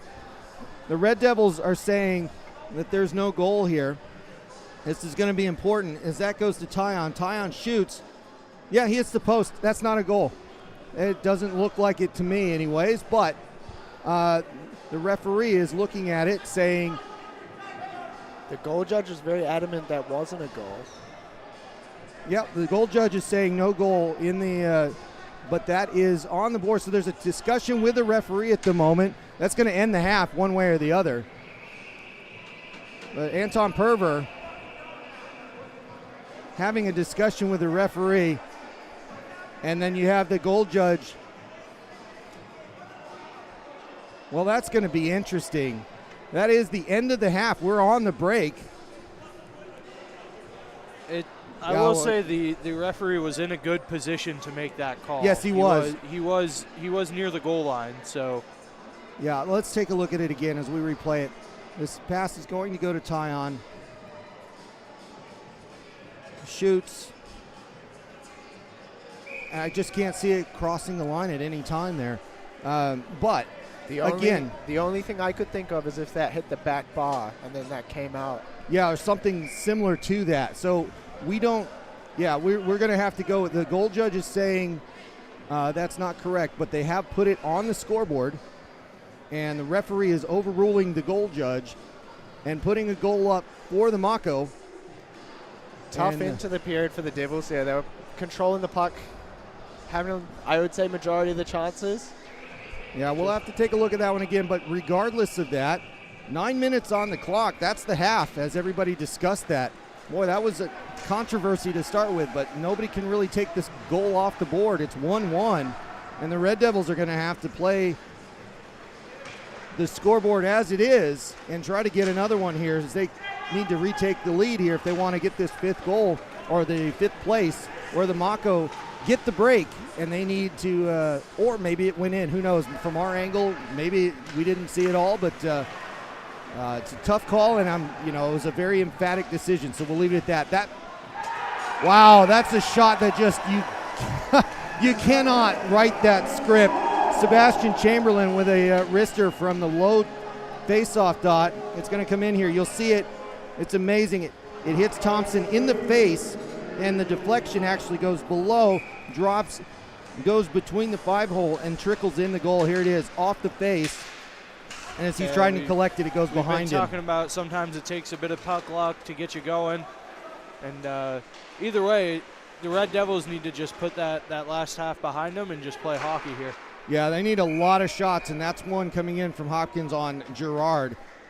The only way that they're going to go forward and get a fifth place here is if they just put that behind them, because they really need to at this point. Whereas the Mako, they need to everything's falling their way. I mean, regardless of how you look at what happened, and the Mako have a chance to make a big impression here. So they need to keep shooting as well. So that means for us, we get lots of fun for another 7 minutes. Or coming out for the Red Devils, the Mako looking to break out. Hayward Jones with the puck. Long pass forward to Campbell. It's going to be Esposito getting there first. Esposito's going to take it out on his own. Going up the left side. Looking for what to do with it. He circles back, goes to Willis. Willis keeps it in the zone. Willis hit hard, and Campbell loses a stick, and that's a penalty as it's interference. Willis has some frustration as he is hit into the boards, and I think he took a little bit too much of Campbell's stick and threw it over the side. Right. Can't really take somebody's stick like that. He smacked it out of the way, unfortunately. So that shot by Campbell, the penalty shot, he misses it wide, and we play on. So I guess a little bit of karma for Willis on that one, as the It breaks his way. That shot's kicked aside. Pass goes through. That was Hayward Jones with the quick wrister. Thompson playing well so far and handling things. Meisternock held up at the blue line for a moment. Orr now collects the puck. Orr circles back, looking for somebody to pass to maybe, or to go after the goal here. He's taken down. That's a penalty coming up, and they touch up. Orr's going to have a penalty shot. Big opportunity here for Joe Orr. Yeah, this will give him a chance to actually tie this game up if he can pull this one off. Hodge back out there, Hopkins and Orr trying to catch his breath. That's going to be an illegal attempt. They call it back, and that should be a second penalty opportunity potentially, depending on how that's adjudicated. But at least it'll be Joe Orr getting a clean chance to break away on this one. Veteran of over 179 NZIHL games, Joe. 110 points as well. Orr with a shot. Kicked aside by Gerard. Good play by the Mako goaltender. Orr sending it forward up to Hopkins. Sean Brown looking for the hip check. And instead, that's brought in by Steven when he takes a high shot, hits the glass. That's kicked forward up to Brown. Brown's going to come in 1-on-2. He holds on to it, hits the brakes, and that puck goes out to neutral with Lockie Hodge holding on to it. He gets the pass forward. That's going to go up to Meisternock. Gerard way out of his net, but plays it correctly. Goes behind the goal line, and he gets back into position. Brown with it in the corner. And the Mako get that puck out of the zone. They look for an offensive chance, and as Koptev brings it in, it's knocked away by Hodge as they play out to the wall. Meisternock leaves it for a moment. Shot. That goes and hits the crossbar, rings high, and play continues. It's a long pass up to Hodge, but Hodge was coming off, so they leave it. Esposito back out on the ice. That puck goes halfway around, and it's Wimmer with it. Wimmer sends it behind the net. Wimmer at the blue line. Wimmer takes it out. Willis has it now. That was offside, so that's why they cleared that. Willis holds on to it. Willis skates to the left, brings it in the zone. Esposito on the right. Willis takes the shot, and Gerard does not look comfortable with that. No, there's a goal. That went by Gerard. We didn't see that from that distance. That actually looked like a 5-hole, so let's take a look at this. We didn't see the light come on right away. Wow, that was really just a high corner shot. And, very similar to the goal that Mako just scored. Yeah, very similar. Throwing the puck on net, good things happen. Esposito with a chance, and he scores more conventionally as he goes dipsy-doodle in front of the crease and makes Gerard pay. 3-2 the score for the Red Devils. Yeah, back and forth action here. Both teams not wanting to be that sixth-place team, and it's made for some really good hockey. I'm still smarting about that Logan Willis goal. That was just an amazing laser there. Chamberlain coming in, but Chamberlain offsides. Red Devils puck. They're going to move it out as they touch up. Red Devils coming in on the left. Hunt with a good move. Holds it, goes by 2 players, but can't get by the third, and they turn that back around. Quigley with it, charging up the left side. Esposito playing defense here. It goes behind him, behind Chamberlain. Shot, and that's Steven, and that puck is behind everybody. Hunt's going to have it all on his own here. Breakaway, and he buries it. Chris Hunt putting up a 4th goal. Just straight to the backhand. What a play by Hunt. Yeah, that's going to be a big change in this game. We've gone from the Red Devils hanging on by their fingernails to now bossing this game with They've just turned it on its head, haven't they? Yeah, 2 goals and less than 2 minutes to go. And oh, that is a shot from the blue line. And that makes that gets it. the Mako life. It does. 4-3. Never say never. Never say never. And Wimmer with that one, 4-3. We'll take a look at this. Look at how far off this was. Boy, and that just gets by Thompson. So we're going to see quite a finish here. The Red Devils ahead. That's Orr. He's held up A lot of physicality. We play on. The Sharks take that puck forward, and that's Wimmer with it. Meisternock pushing him behind the net. Mako getting set up. That goes back out of the zone. They're going to have to recollect. 65 seconds on the running clock. Wimmer's going to bring it back in. He's in the zone. That one was troublesome for Thompson. And then another kick save as that goes through the crease. The Red Devils need to skate this out and be a little bit careful with possession. A great play there.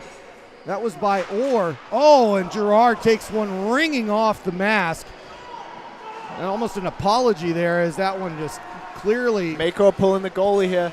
Oh, it is. There it is. So they're going to go 4-on-3 finally. So 30 seconds to go on the running clock. They're going to try to get a face-off here. Take it quickly. And they got to take this face-off. They've got to get another player out there. Now they have 4 out. They have no goalie. There's no icing in this tournament, so they're just going to shoot it. That goes wide. Brown's going to get there, but a bouncing puck to Esposito. He should bury this if he can get a hold of it, but he can't. It doesn't matter much with 8 seconds to go, but they're going to have one more chance if they can get to it. Willis holding everybody off, and that was exactly what they needed as that finishes the game. 4-3 the final, and that became a lot more interesting right at the end as the Red Devils managed to finish off the Mako in what was an interesting and controversial game. Guys, that was energetic. Yeah, that's hockey right there. A couple things, couple weird bounces, couple really good hockey plays, some physicality, and it made for some entertaining viewership. Yes, it did. Noah, thoughts? Lots of speed, lots of emotion out there. You could see how much it kind of meant to some of those guys throwing their bodies around. A great comeback, I think, for the Devils there. They definitely turned it on in the last 5 minutes of the second half there. They sure did. It was interesting to see that, and of course they played one skater down as Dallimore was unavailable, and they got something out of this weekend. The Mako doing very good work as they tried everything they could, and they got to win this tournament as well. So great play by them. And what we're going to do is we're going to go to a break here as we get set for the 3-4 game. It's going to be a short break, just about 2 minutes as we take the intermission. We get reset for what will be Thunder Stampede for third place. We'll see you soon.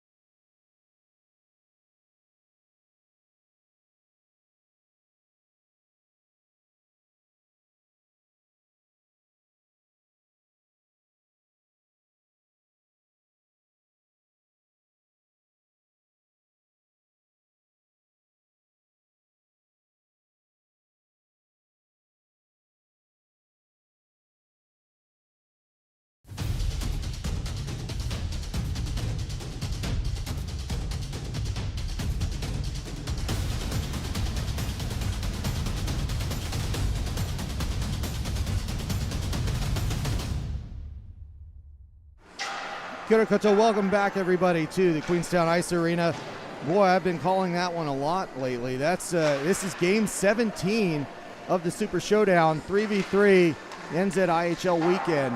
And guys, boy, that was a good finish. You know, we've had a couple of games that have been lopsided. That was not lopsided in any way, shape, or form, was it? Very physical. Both teams obviously came out firing a little bit more. I think the scores being close really powered the players through and made them want it, you know? Yeah, very true. It was one of those games where it's good to see the competitive juices still going. Doesn't matter what position you're playing for, you want to win every game you step on the ice.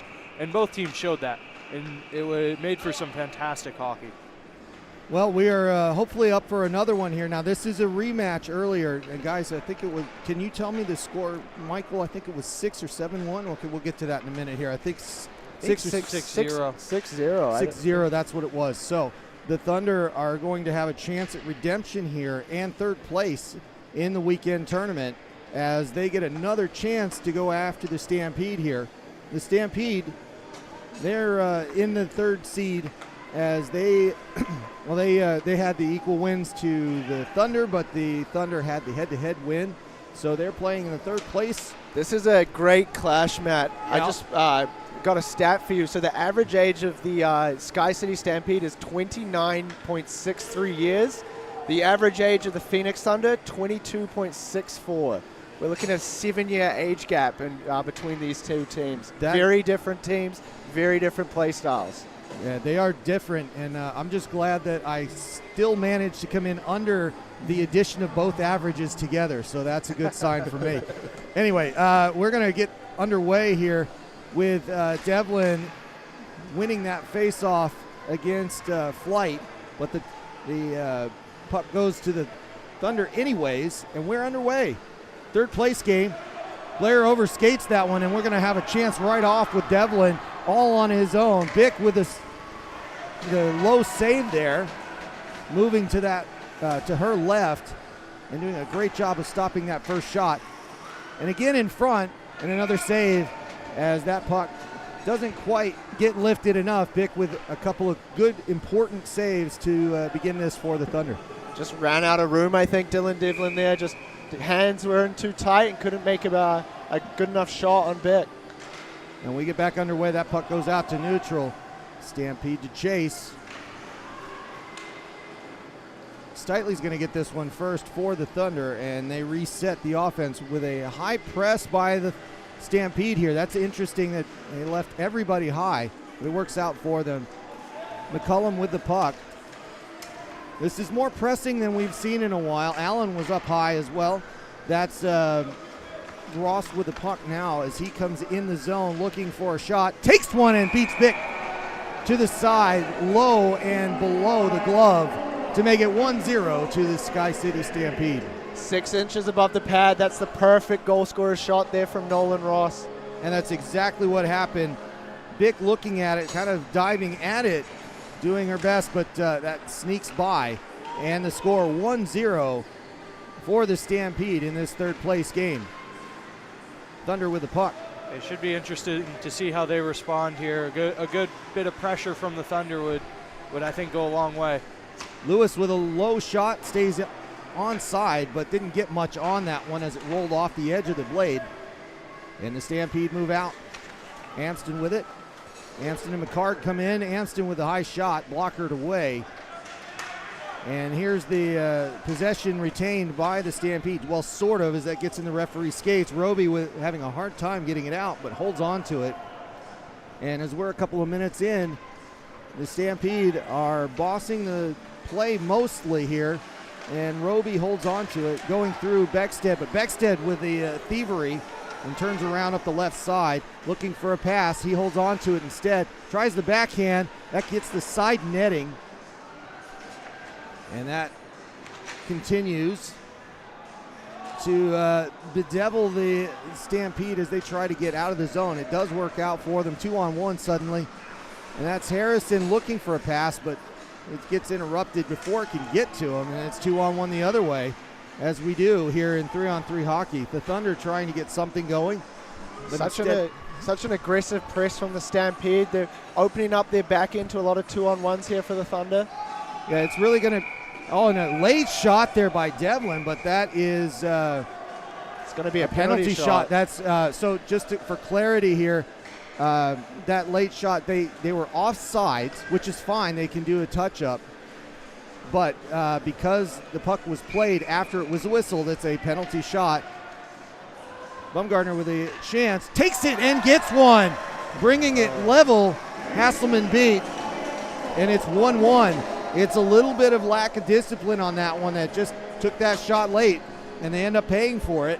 Here's the breakaway, and as that comes straight down the pipe, taking the shot low and left, and beating him in the same spot that Bick was beaten in earlier. So everything very even here as we start again with just 4 minutes gone. We've got 14 more to go. And we have talked about on these penalty shots making sure you take advantage.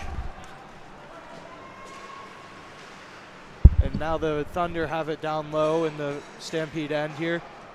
Seems to be stolen here, and the Stampede go the other way. And that's Freer with it coming down the right side. And that one goes up into the glass to stop play. So just halfway through the first half, and as we go through here, we don't really find too much that's separating these two teams, which is interesting given their history thus far in the tournament. Beckstead looking for a crossing pass, but he doesn't get it, and Lewis gives it back to him. McCarg gets that puck anyways. The Stampede look to move that out. A good move on a high press, and Roby's going to come in 2-on-2. McCarg has it, holds up, looks for somebody to dish it to. Nobody open, the lanes are all shut. Lewis is in a good defensive position, but he gives it back to McCarg, and that goes wide. That was Burns, I think, that got with a good pass. That's to Amston. Amston shooting and missing. That was the outside, and that puck finds its way to Lewis as he moves it forward, dumps it, and goes for the change. All three players for the Thunder switching up back to Blair, Baumgartner, and Flight. Great defensive play there from Flight. Steals it back. Flight to Blair. High shot and a goal. Blair hits the crossbar, brings it straight down. What a play from Jackson Flight. Yeah, that's a good one. Flight to Blair. We'll see it here in just got a nice smile on his face after that one. He should. The Stampede player fell down looking for a pass, and Allen makes no mistakes there as he gets it in just under the bar. 2-1 the score, and that's the Thunder taking the lead on the third place game. We're waiting here for just a moment on the scoring. I'm not sure what the referee held the play for just a moment, and now it goes back to Blair. Blair with it, going to Baumgartner. He reaches, can't get to the puck. Burns doesn't reach either. Hasselman playing the puck, as he did the last time, very aggressively. And the referee in the way there for just a moment. Flight gets it back. Baumgartner with a chance to do something with it. He almost gets plowed in, but he gets the better of Burns and throws him down. But Harrison comes out of it 2-on-1. Harrison holds on to it, takes the shot, misses the target. It rims around and goes on the other side. Burns gets there. Little loose with his stick. Baumgartner taking a little exception to it, and Steitley collecting the puck. He's backing off as Harrison with a heavy forecheck. This really gets on him, and that's going to cause a turnover. Ross is going to get to the puck first. They turn it back. It's going to stay. No, it does come out of the zone. Flight with a good individual effort there. Ross is going to collect the puck. They go in. He goes in the zone looking for a pass, but instead he vacates, and everybody gets set up. A change getting Steven back out on the ice for the Thunder. And McCullum chased all the way back to behind his goal. The Thunder back off just a little bit. Allen with a poke check here, holding him up again. 1:26 to go in the running clock in the first half. Steitley poking that away for a moment, but Ross taking it in. It goes to Freer. Freer trying to get a shot off, can't do it. Stick lifted. Bick in a good spot to hold that one away. Stick coming out of the player's hands. That was Allen. And then that's sent all the way back. McCullum goes back, but it's Hasselman that plays it. Beckstead comes in, Beckstead with the individual move, tries to get it behind, but McCullum had nothing to do with that. He sends it the length of the ice, and the Thunder go collect. That's Darling with it. Darling behind the net. 48 seconds to go in the running clock. The Thunder trying to get another one here. Maybe make a bit of an advantage for them, if more than one goal, but we'll see how they do here as they skate around the goal. Lewis has it. Out to the face-off dot, shot, and that's knocked down by Hasselman. Hasselman plays it out. Becksted's shot was a good one, but good positional save by Hasselman, as he's done for most of this tournament. He's been in the right place at the right time, even though he's been very aggressive. It's been fun to watch. Amston with it. At the blue line, he's held up, and it's going to be a 2-on-1 for the Thunder coming back. 10 seconds to go. Beckstead with it. Blair, that's a shot, and Hasselman's not going to be too happy about that as he tried to move over and got a little bit of a bump, but it counts. 3-1 the score. Moving screen from Blair there. Yeah, it really was. If you see out, yeah. I think it was his defender, though, that really was in front of his sight line there. Well, why not have another controversial goal, right? So 3-1 the score. It's on the clock. A minute to go. And the Stampede, well, the coaching is a little more vocal on our left with the Stampede as opposed to the Thunder, who are pretty happy with their position at the moment. I think now the experience of the Stampede's really going to come into play. They want to really push for a lead, push to get that lead back, and I will look to see a lot of hard strides from some of the players in the Stampede here. Yeah, it's going to be an exciting second half of hockey here, because obviously the Stampede don't want to lose, and they want to get that bronze. But that being said, that means you need to push numbers forward, and in this 3-on-3 hockey, that means you're going to probably give up some chances going back the other way. So it's going to be fast-paced, and I think it's going to be a lot of fun to watch. Guys, what I can't believe in front of my eyes is the same team in black and green just got shut out by these guys an hour ago. Totally different game plan. Very different. Totally different. A lot of pip in their step, and I see they got their heads up, their heads high. They've shaken off that loss well, Matt. Harrison with the puck passed in to Devlin. Allen taking a big run at him. More glass than anything, and that's Harrison falling down. That puck gets back to Harrison. Harrison in front, takes a backhand shot, takes a second shot, kicked away, and that goes out to the blue line, but Burns holds it in. Burns skates through, looks to get it through the legs, but Flight has it, and that is going to be a hold, and it's going to be a penalty shot. A stick in the hands there from Baumgartner on Burns, just impeding him enough for the ref to see that as a penalty. And that's exactly what we've got here as a penalty shot. Burns coming up the line, takes the shot and scores. Makes the Thunder pay for that one. 3-2 the score. They're only down by one. And the Thunder are going to be, it's going to be an interesting choice here. Are they going to shell in and just hold back and try to hold this out for time? I don't think they have enough of a lead to worry about that right now. They need to play for offense from my vantage point. There's a lot of hockey left to be played, and I think just staying back is not going to be the way to do it. Freer with that puck. He passed it to Ross. Ross takes it out of the zone. Steitley with a defense on him, man on man. It's very clear that the Thunder are just choosing, find your man, don't lose him.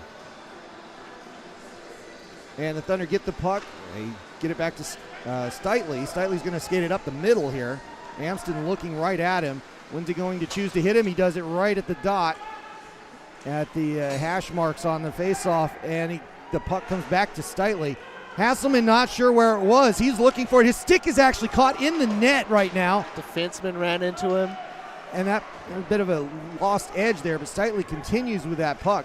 Just an amazing amount of bounces and bobbles that end up not costing the Stampede there. They get away with one on that possession. Steitley just managed to create a bit of chaos there, took it back to his forehand and almost snuck it in through the 5-hole there. As we saw in that last game too as well, pucks to the net, good things happen. As always, the McCarg to McCullum. Roby, low shot, Bick saves it, Allen a little bit of extra here as there was a, well, they're going to throw somebody out, not sure what, or they're going to say hurry up and go. McHarg takes that face-off, wins it.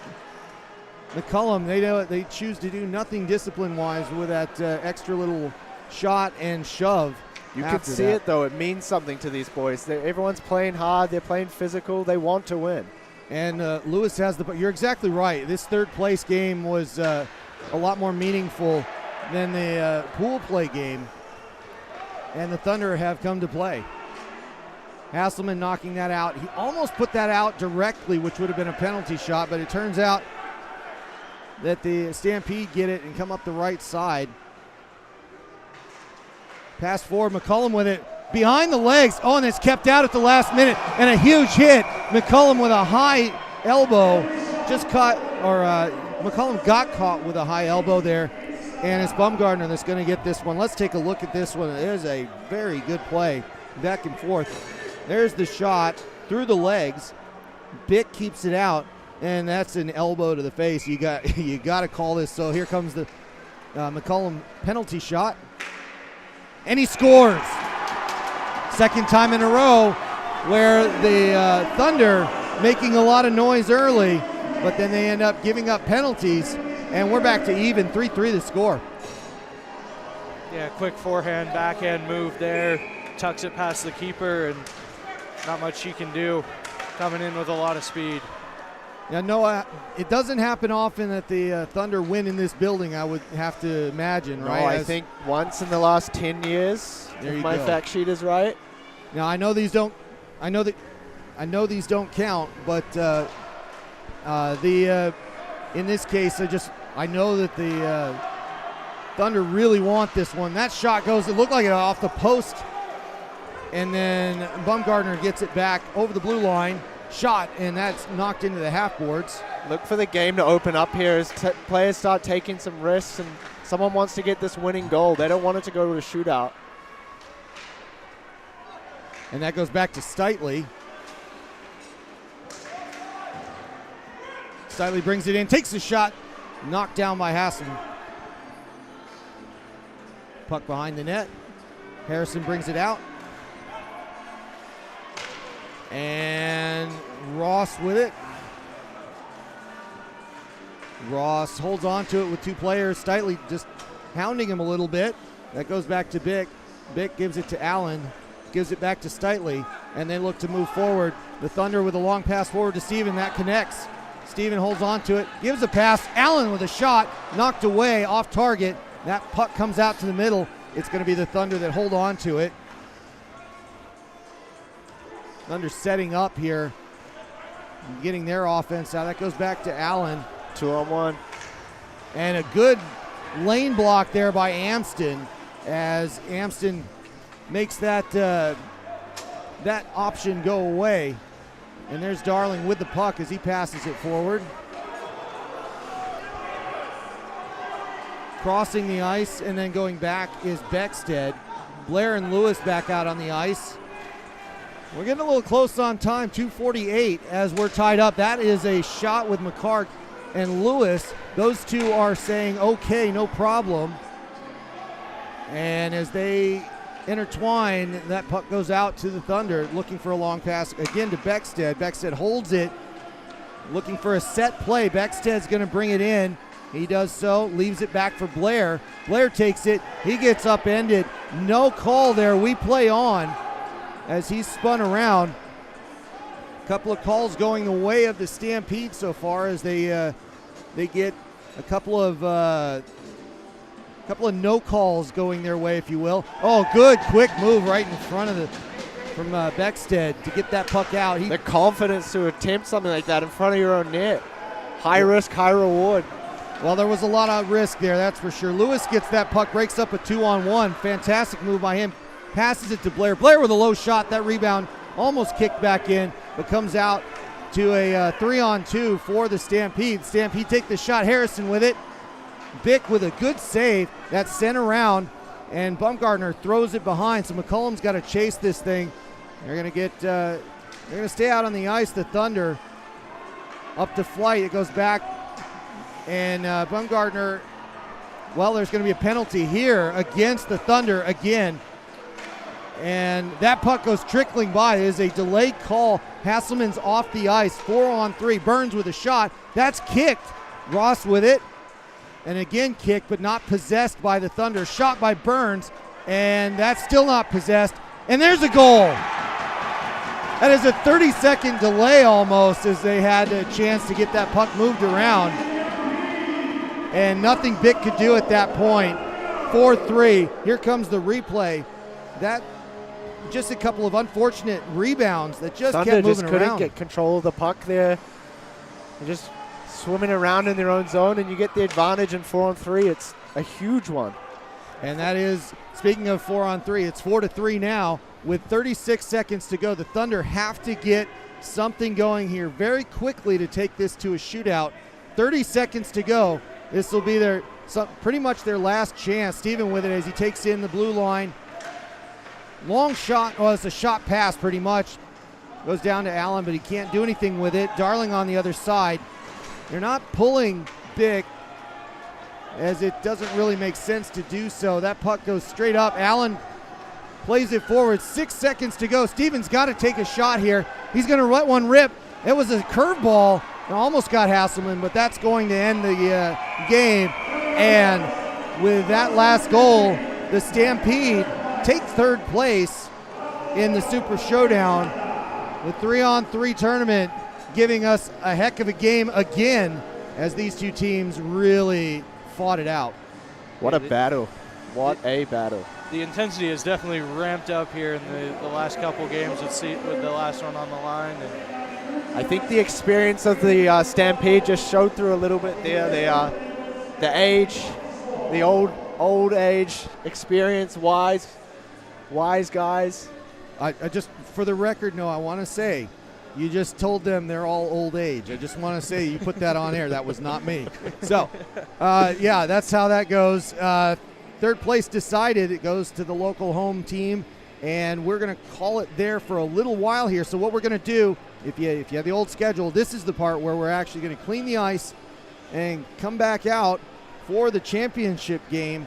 That game being decided between the two Auckland teams.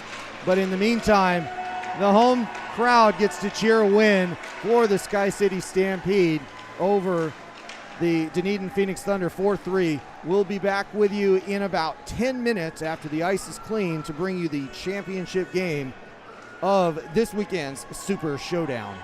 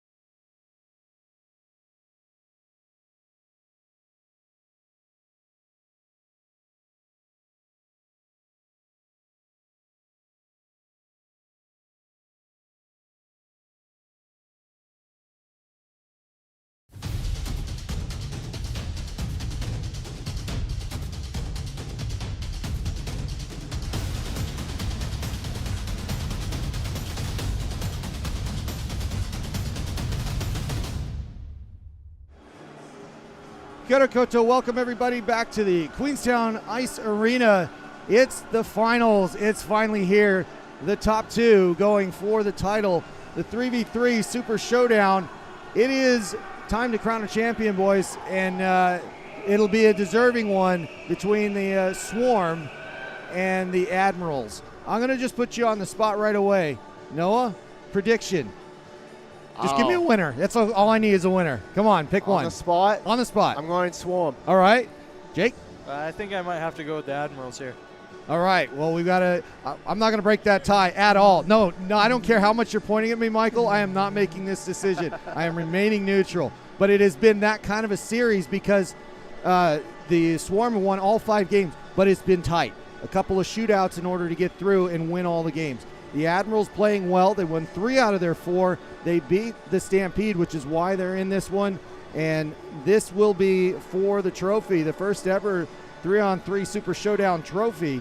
And I think we're going to just go through the lineups and the rules and everything for anybody joining late here. And if you get a chance, jump in the chat. Tell us who you think you've got, right? And tell us your predictions if you're on the browser. I think it'd be awesome. Even put down a score if you get a chance. But jump in. Tell us what you think. Tell us what you think of the 3-on-3. Anything we could do better maybe? No, don't tell us that. We just might do exactly what you say. You never know.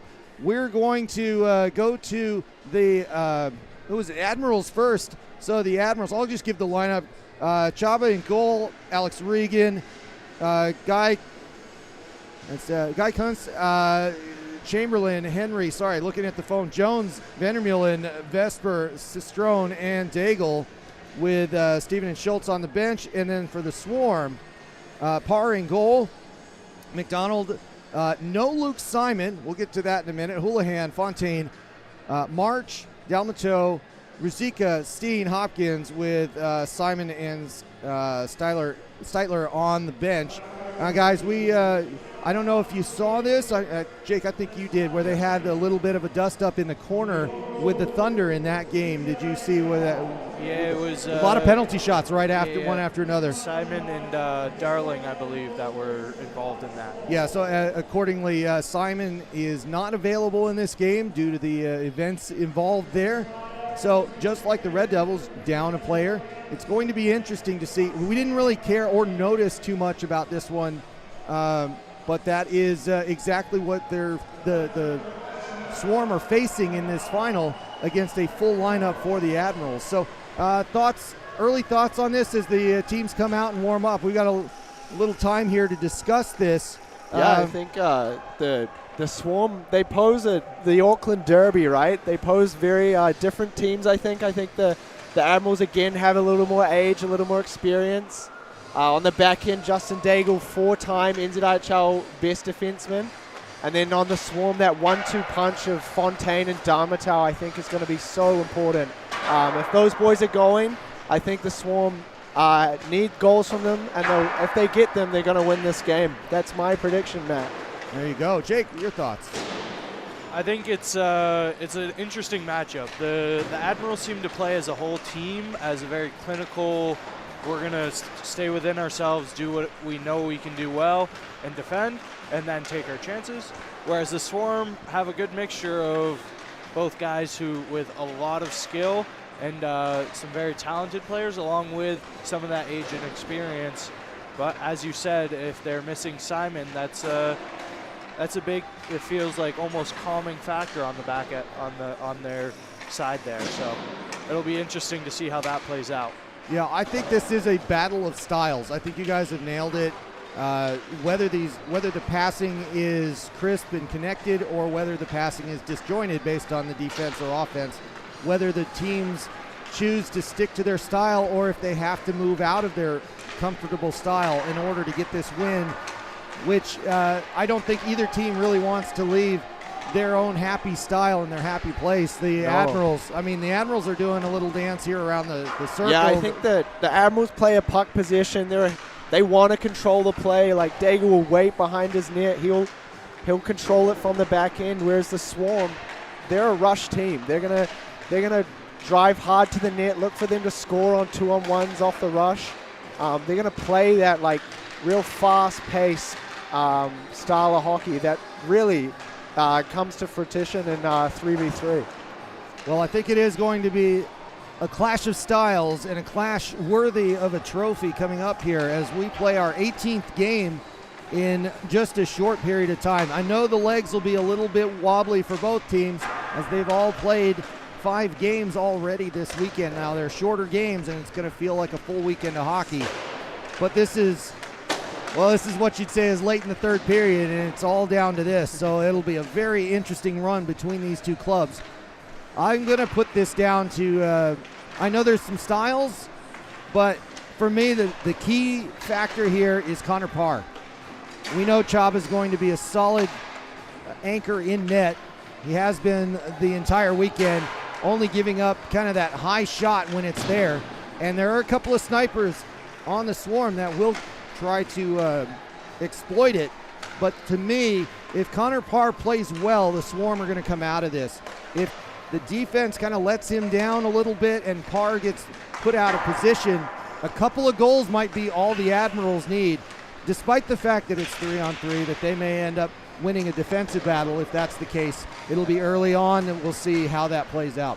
And I think the discipline on both these teams might be very different to the game we watched. Like you see how much the game changes when you get a penalty shot and you can get that 1-on-0 opportunity that really puts you back in the game if you can capitalize on all your penalties. Well, it'll be interesting to see the the first half team that the Admirals have been, the second half team the Swarm have been. Now, as a reminder, for those of you who may not have seen it, their pool play match was one for the ages. It was excellent. It was just lopsided. So the first half, 4 goals for the Admirals, and they had a 4-0 lead going in at halftime, which, again, it's halftime, but it's 2 9-minute running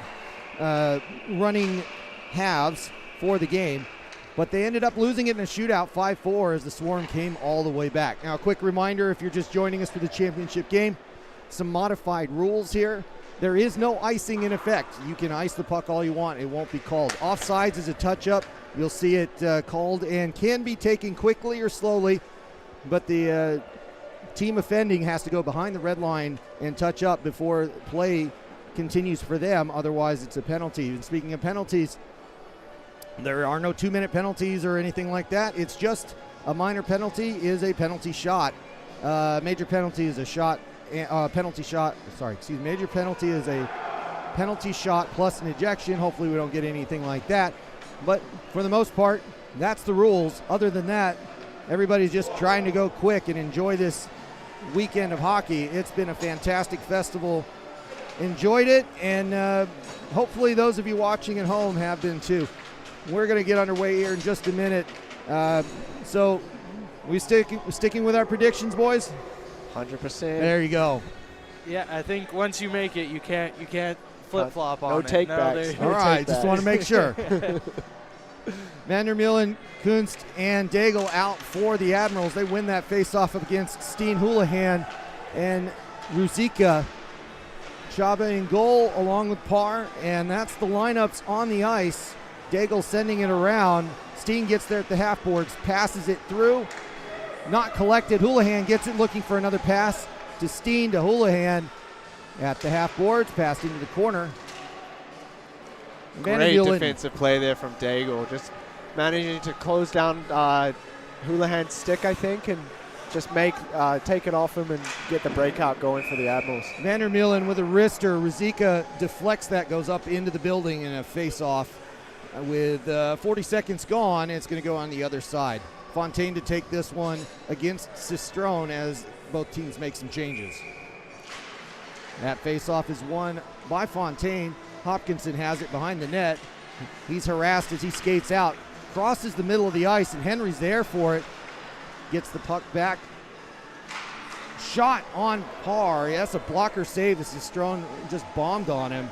Handcuffed him a little bit. Henry, that's deflected away. McDonald doing a good job defensively, and the Swarm retake possession. Fontaine's skating it out, gets in a race but loses an edge. It's clean ice out there, so that's on good defense. And McDonald gets it knocked away. Fontaine to chase. A couple of new legs out for the Admirals. Changed Dalmato out in March as well. And as we've been saying, it's key to keep fresh players out on the ice. March with it, he loses it, and that's going to come back out for the Admirals. But it goes to Houlihan, and that stops that advancement. Chaba's got it. He misses the puck. I think he whiffed on it on purpose there, as that was a fakeroo, and that comes back out to Chamberlain. Chamberlain gains the zone, leaves the puck. Vesper can't handle it, and it's going to be Houlihan charging up the right side. Takes the shot, high wrister. That hit a glove, went up and hit the netting. Is my camera safe, boys, over there? I think so. Yeah, we're good. And that stops play. The difference in styles there, sorry, Jake. The run and gun of the Swarm is really coming into play. You see them just attack that rush. And Houlihan there is not somebody you want to give time and space to. Really good shot. Very strong, powerful stride as well. Vandermeulen with it. Ruzicka in the lane, collects that puck, passes it back to Steen. Steen's got it, the red line, takes the blue line, gets the puck across the line, but gives it up. Vandermeulen passes it forward. Daigle eyes up, takes the shot. Parr maybe got it with the blocker, went left, and Daigle's got it again. Looking for the pass. Vandermeulen caught him right down in the crease. That was a defensive lapse by the Swarm. Vandermeulen gets in behind, makes it 1-0. We'll see that again here. Great vision from Daigle there. Over 100 assists in the NZIHL for him, and he shows with that pass why he has that many. Two players closing, and as the third can't get back out on the ice, the Admirals take advantage of a slow shift change, and because of that, they are up 1-0. Fontaine with a shot that's deflected into the corner. Puck goes up and comes right back down. Henry and Fontaine fighting for it. And that's picked off again by Fontaine. The Swarm bring that out. McDonald with it. Hopkinson on the opposite side, but Fontaine's going to take a shot. That's blocker save. That goes and hits netting. Actually goes out of the arena as it hit the net and came straight back down. And another stop in play as we've got 4 minutes gone on the running clock. Yeah, I'm seeing that the Swarm, as they're coming down on the rush, are shooting high. Everything they're shooting is high. They're trying to get in the top half of the netting because the book is clear on that, isn't it? All right, so Dalmato down to March. March holds on to that puck. March looking for an outlet. Still skating in a circle. Holds on to it. Stays in the zone. Dumps it into the corner. Dalmato first there. Dalmato still has it, but it's picked off by Hayward Jones. He leaves that puck, and up goes Vesper. Pass back, and too many men for the Admirals there. There it is. So we've got a penalty. First penalty of the game goes to the Swarm. So a penalty shot called, and this is going to give them a chance to tie this up. A couple of quick discussions at center ice. And they've canceled that. That's going to be a center ice face-off. But the after a quick discussion, they have decided no penalty. It's an interesting play there. I definitely thought the player was not back on the bench when he played the puck, but I guess sometimes you give the refs will give them 2 meters of space. And that is a penalty as Fontaine's held up the whole time. No, it's interference, so it's going to go. Who was that on? That's. Let's see. Looks like that was Guy Kunis. Kunis getting called for interference off the play is what that was. So Houlihan's going to take this sniper that he is coming in off the left side. Chaba staring him down, and doesn't happen. Now the interesting part here is there may have been a double minor because I was ready for everybody to come charging, but they didn't. I believe they called a hook on Daigle there on Fontaine. And then interference off the play. 2 separate Kunis. calls. So yes. Fontaine goes, and we're back in play. Fontaine looks back. Oh, and he looks around and hits the post. Comes right back at him. What a move from Fontaine. Just fakes it back and then just hits the pipe. Gets so unlucky there. Yeah, that would have been a highlighter for sure. I know he was going to put that in his reel. But McDonald's got it now, and they skate. And like you said, it's still run and gun for the Swarm. And that's going to give up a 3-on-2. Shot by Kunst, and that hits the glass. Ruzika's got it now, and they're going to keep pushing this one up to Fontaine. They've got a 2-on-2. Fontaine holds it. Wrister low, and Chaba knocks it away. Fontaine loses his stick. 2-on-1 developing for the Admirals. Dalmachow back, he's a forward. And that goes up and over the net. I think it hit glove, but it was back to the glass. Regan with it. Regan with a top shelf and beats Parr. And that's another one for the Admirals. And that was just a piece of individual skill there. Just fakes him out one way and then puts it upstairs. Yeah, Parr kind of looking to get low and lean. And as soon as he does. Just not quite on that post, and Regan. And another shot, and another goal. 5-hole. That makes it 3. And the Admirals with a really, that's a scary lead. They've turned this game upside down. It has not taken long, but the Henry's goal there, the third for the Admirals. And this is going to mean that the Swarm are chasing from here on out. Now, again, I have to bring this up. The Admirals did exactly this in pool play, so we'll see if it's a repeat of history. But Sistrone with a shot. Hopkinson takes out Parr, but very fortunately, Steen has control of the puck. So important for the Swarm just not to lose their head here. Keep it cool. You have time. The game is only a game of 2 halves, as you said, with the last game literally being decided in the second period. That goes to March. March brings it in. He's double teamed. The Admirals turn that over. Hayward Jones getting it forward. Hayward Jones with another pass. Chamberlain's got it now. Hayward Jones with a shot in the gear and stopped by Parr with 22 seconds to go. Vesper coming off the ice for a change, and so is Chamberlain. Vandermeulen comes out, so does Kuntz to finish this up. We're going to start with about 15 seconds to go on the running clock. Make it 13. Dalmato with it. Up to Houlihan. He's going to have one chance here to score. And he almost does. Chaba was in place and knocks it aside to the corner, and that's going to end the half with the Admirals up 3-0. Such an important save, that last one. Conceding a goal with 5 seconds left on the clock would have just been a bit of a momentum switcher, I think, for the Swarm and for the Admirals there. Yeah, it's a big stop. I like the way in which the Admirals are playing. I think they need to do more of the same, but just clean up the little things. But I mean, when you have a backstopper like Java and net, it's tough. It's tough to beat him. He's looking confident, big in that crease. He's looking very big. And then over this minute, it's just a minute break as we get back to action very shortly. I think you guys are right. I mean, we're bringing it up again. In pool play, the Swarm overcame a 4-0 deficit to win it all. It's 3-0 in this case. The Admirals are going to have to do something differently here, because when they get an early lead, they have a tendency to sit back. They're very deliberate, but deliberate may not be the right play against this Swarm club. As you said, run and gun is their style, and they can put 3 up quickly. Just a young core, a very skilled, very strong core for the Swarm. And they can score in bunches. I think if they score quickly, who knows what happens here. Face off to Daigle. Daigle takes it behind the net and circles back and tries to get things set up. Steen with a high press, looking to get a man advantage for the Admirals here. Vandermeulen brings it in.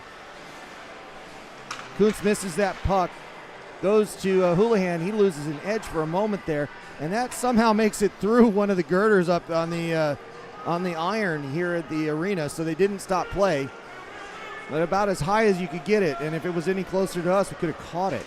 Daigle with a shot. That goes high, crossbar, comes back out. Parr had nothing to do with that. That was just the slightest of misses by Daigle. There's that 4-time defenseman of the year, Justin Daigle. And that's what he does. He occasionally comes over and gets himself a snipe. And that's a long shot in. Parr puts it down. They continue. Hopkinson has it. He skates away. Sistrone's going to take him one-on-one. Hopkinson holds up. Sends it to Fontaine. Bit miscommunication. Fontaine gets it back. He skates away from Henry, skating hard and outrunning him. He gets smacked down, but that is legal play against there. We continue on. Sistrone with it, getting in front of Parr, waiting and shoots and scores. That's the second half goal the Admirals were looking for, and the Swarm not happy about the run of play there. Yeah, I think it's going to be important not trying to do too much for the Swarm here if they want to come back into this game. Play within yourselves. Take the chances when they're there, because it's 3-on-3. There's going to be plenty of chances, but don't try and create. Don't chase them, yeah. McDonald doing his best, takes the shot, that hits the post, but it's a delayed penalty, and that was touched up. So a penalty shot coming. Hayward Jones for the hook, and the Swarm are trying to get right back in this one, and they're going to need to, because they have 7 minutes to go, and they've got a 4-goal deficit. If they're going to do it again, they need to start right here. Houlihan coming up on the penalty shot, takes it, that's blocked and up into the netting or the building. Chaba, a brick wall in this game. 4-0 continues to be the score. Face off for Houlihan here. Vesper gets the better of it. He kicks it away. Houlihan pushes it to the other side. Chamberlain's going to get there first. He overskates it. March has it, goes behind the goal. March holds. March decides to send it backwards to Houlihan, and that's picked off. Goes back out of the zone. March has it. They're going to go for a couple of changes, or one change. Dalmateau. Houlihan stays out. They go all the way back. March more comfortable behind the net, but that running clock at 6 minutes looming large for the Swarm. A Clock perfect is record. Becoming the enemy of the Swarm.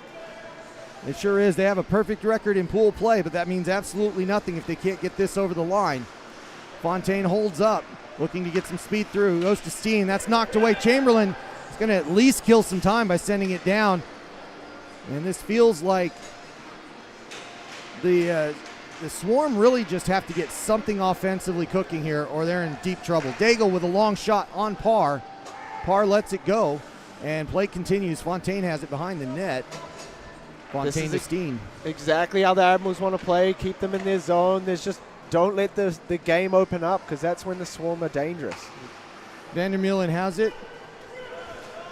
He's going to skate it himself. Ruzicka coming in. Knocked away. Kuntz can't get the shot cleanly away. Ruzicka has to come up the left side. He's going to skate quickly on his own, take it across, take a big slap shot.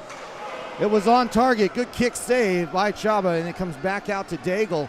Daigle holds on to it, dumps it, looks for a change for himself. And that gets passed back around. Vandermeulen with it. We talked with this long change, it's very important, even if you're not too tired, to get off the ice. Parr knocking that away as it came back, and the Swarm running out of chances here. 4.5 minutes to go. As is half the second half gone, and they need to get on the board quickly. Hopkinson misses that one. A little bit overskated, and a big poke away for McDonald as he steals it away. Takes the shot, hits the crossbar, and that's a goal. It comes right back down. Perfectly placed shot, just high glove, right on the corner, but where the crossbar meets the post. Perfect shot from Marcus McDonald. And we've got 4 minutes to go. The Swarm are going to be saying the comeback is on, but they need to go and go right now. Dalmateau with a good dance, getting that puck in front of the defenders. Passes that forward, and a shot. Hopkinson, but it's going to be Chaba that gloves that and holds on to it, killing some valuable time. Everybody switching out here. And a face-off coming in the offensive zone for the Swarm. This was an important one if they can get something going here. Steen with it, going to cycle back to March. March takes a low pass shot in, and that slap pass doesn't quite get anywhere. Parr out of his net, playing that one to try to speed things up. He does. Sent into Fontaine, not icing in this tournament, right? So we keep going. Fontaine gets it taken off of him from Chamberlain. Chamberlain digging it away and doing great work avoiding two players, and that's going to go down. And now we're starting to see the time being killed by the Admirals. Strategy involved there with 3 minutes to go. The Swarm push it ahead. They need 3 goals to get this to a shootout and repeat history. Houlihan with it. He has to wait at the blue line. He circles, takes it in. He's onside. Goes through Hayward Jones, goes behind the net. Skates, turns around, holds the puck. Still has it, leaves it for Ruzicka. Ruzicka looking for a pass, but he goes to Fontaine. He's going to have to collect it as it spins. And Ruzicka passing it forward. Sorry about that. Fontaine with it. And that's going to go out to Vandermeer, and he's going to try to get there first. He doesn't. Parr plays it. Ruzicka's got it on his own on the right side. Daigle's got to lay down for it. Out to McDonald. Shot right in the gear. He just missed the target there. It hit Chaba right on the D in Admirals. And that puck comes outside the zone, and the Swarm really need to chase this one down or get some help somewhere along the line. 2 minutes to go in this running clock on the championship game. Kuntz with a shot, Parr with a save, and the Swarm take this one away. They're skating hard, 3-on-2 as they come down the right side, gain the zone, flip to Hopkinson. Hopkinson holds, takes his time, and that's knocked off before he can get that wrister up and high. It goes out of the zone to McDonald. McDonald has it at the red line. Swarm reset. Hopkinson and Dalmato stay out there with him. He walks it in. Hopkinson with a wrister as it crosses through the crease, and Chaba up to it. He holds it. Minute 25 to go, and the Admirals are in an admirable position. Yes, I did that. Cistrone takes that. Houlihan looks at it, looks for the pass, but it goes to an Admiral, and that's Henry going down the side. Right in front, Regan with it. Gets knocked away by Parr, but Regan still has the puck. Regan looking for a pass, but instead goes out to the far side, goes to the corner, and skates back in again. 55 seconds to go on this running clock, and the Swarm are really out of time. Henry with it. He's just going to skate it out. He knows exactly the situation. Back to Henry. Long pass, but it's turned over to Houlihan. Shot, and that goes off the glass. Missed the target. Last good opportunity for the Swarm there. Turned over, Steen with it. Steen with another shot. Chaba just all over it. A little bit of loose play by the defense here. Not their style normally, but everybody's gassed to Regan. Regan ends up with it. He flips it out. 16 seconds to go. And I think we can call it at this point. Oh, that is a tough play, and they keep playing, and they know it's over here. That is a penalty coming up against the Admirals, but we're going to run out the clock. Bug spray deployed. Admirals with the win. And a perfect pool session for the Swarm only nets them a second place as the West Auckland Admirals win the inaugural 3-on-3 Super Showdown. Well done to the West Auckland Admirals. And you can see it means something to them out there. Guys, what did we just watch? That was a heck of a second half. Well, we spoke about clashing of styles, and I think the Admiral style was the one that came out on top. They just didn't let the Swarm build into their game at all. They just controlled the play, controlled the puck, and just wore them down. And, I mean, Chaba, you said the goalies would be key, and, man, Chaba had just a brick wall back there. Yeah, it's really hard when you get a couple of good scoring chances and the goalie makes a couple of really spectacular saves, you start gripping your stick a little bit tighter every time you go down the ice, and you just think, what is it going to take to get past this guy? And that's what it seemed to look like for the Swarm out there. A couple of really good chances where they just miss, and it feels like a couple of really big saves from Chaba gets in their minds a little bit, and a well-played game from the Admirals overall. It was a well-played game and worthy of a final. These guys left it out there with a lot of skating. They had a good time. Everybody enjoyed it, but it is the Admirals that come out on top with the championship game and the 3v3 Super Showdown trophy. We'll be doing that here in a little bit. I got to say, it's been a successful weekend. I want to thank everybody who's been up here with me on the color commentating. Thanks to Michael Domigan for running the box all the time. That computer has stayed up as much as he could possibly humanly do. Good job to him and our camera crews and everybody else that has helped us out today. And I think we'll cover just a little bit of the awards here, but what I'm going to do is we're going to We're going to check out here from a commentator point of view. Jake, thank you very much. Noah, thank you very much for joining us for the championship round here.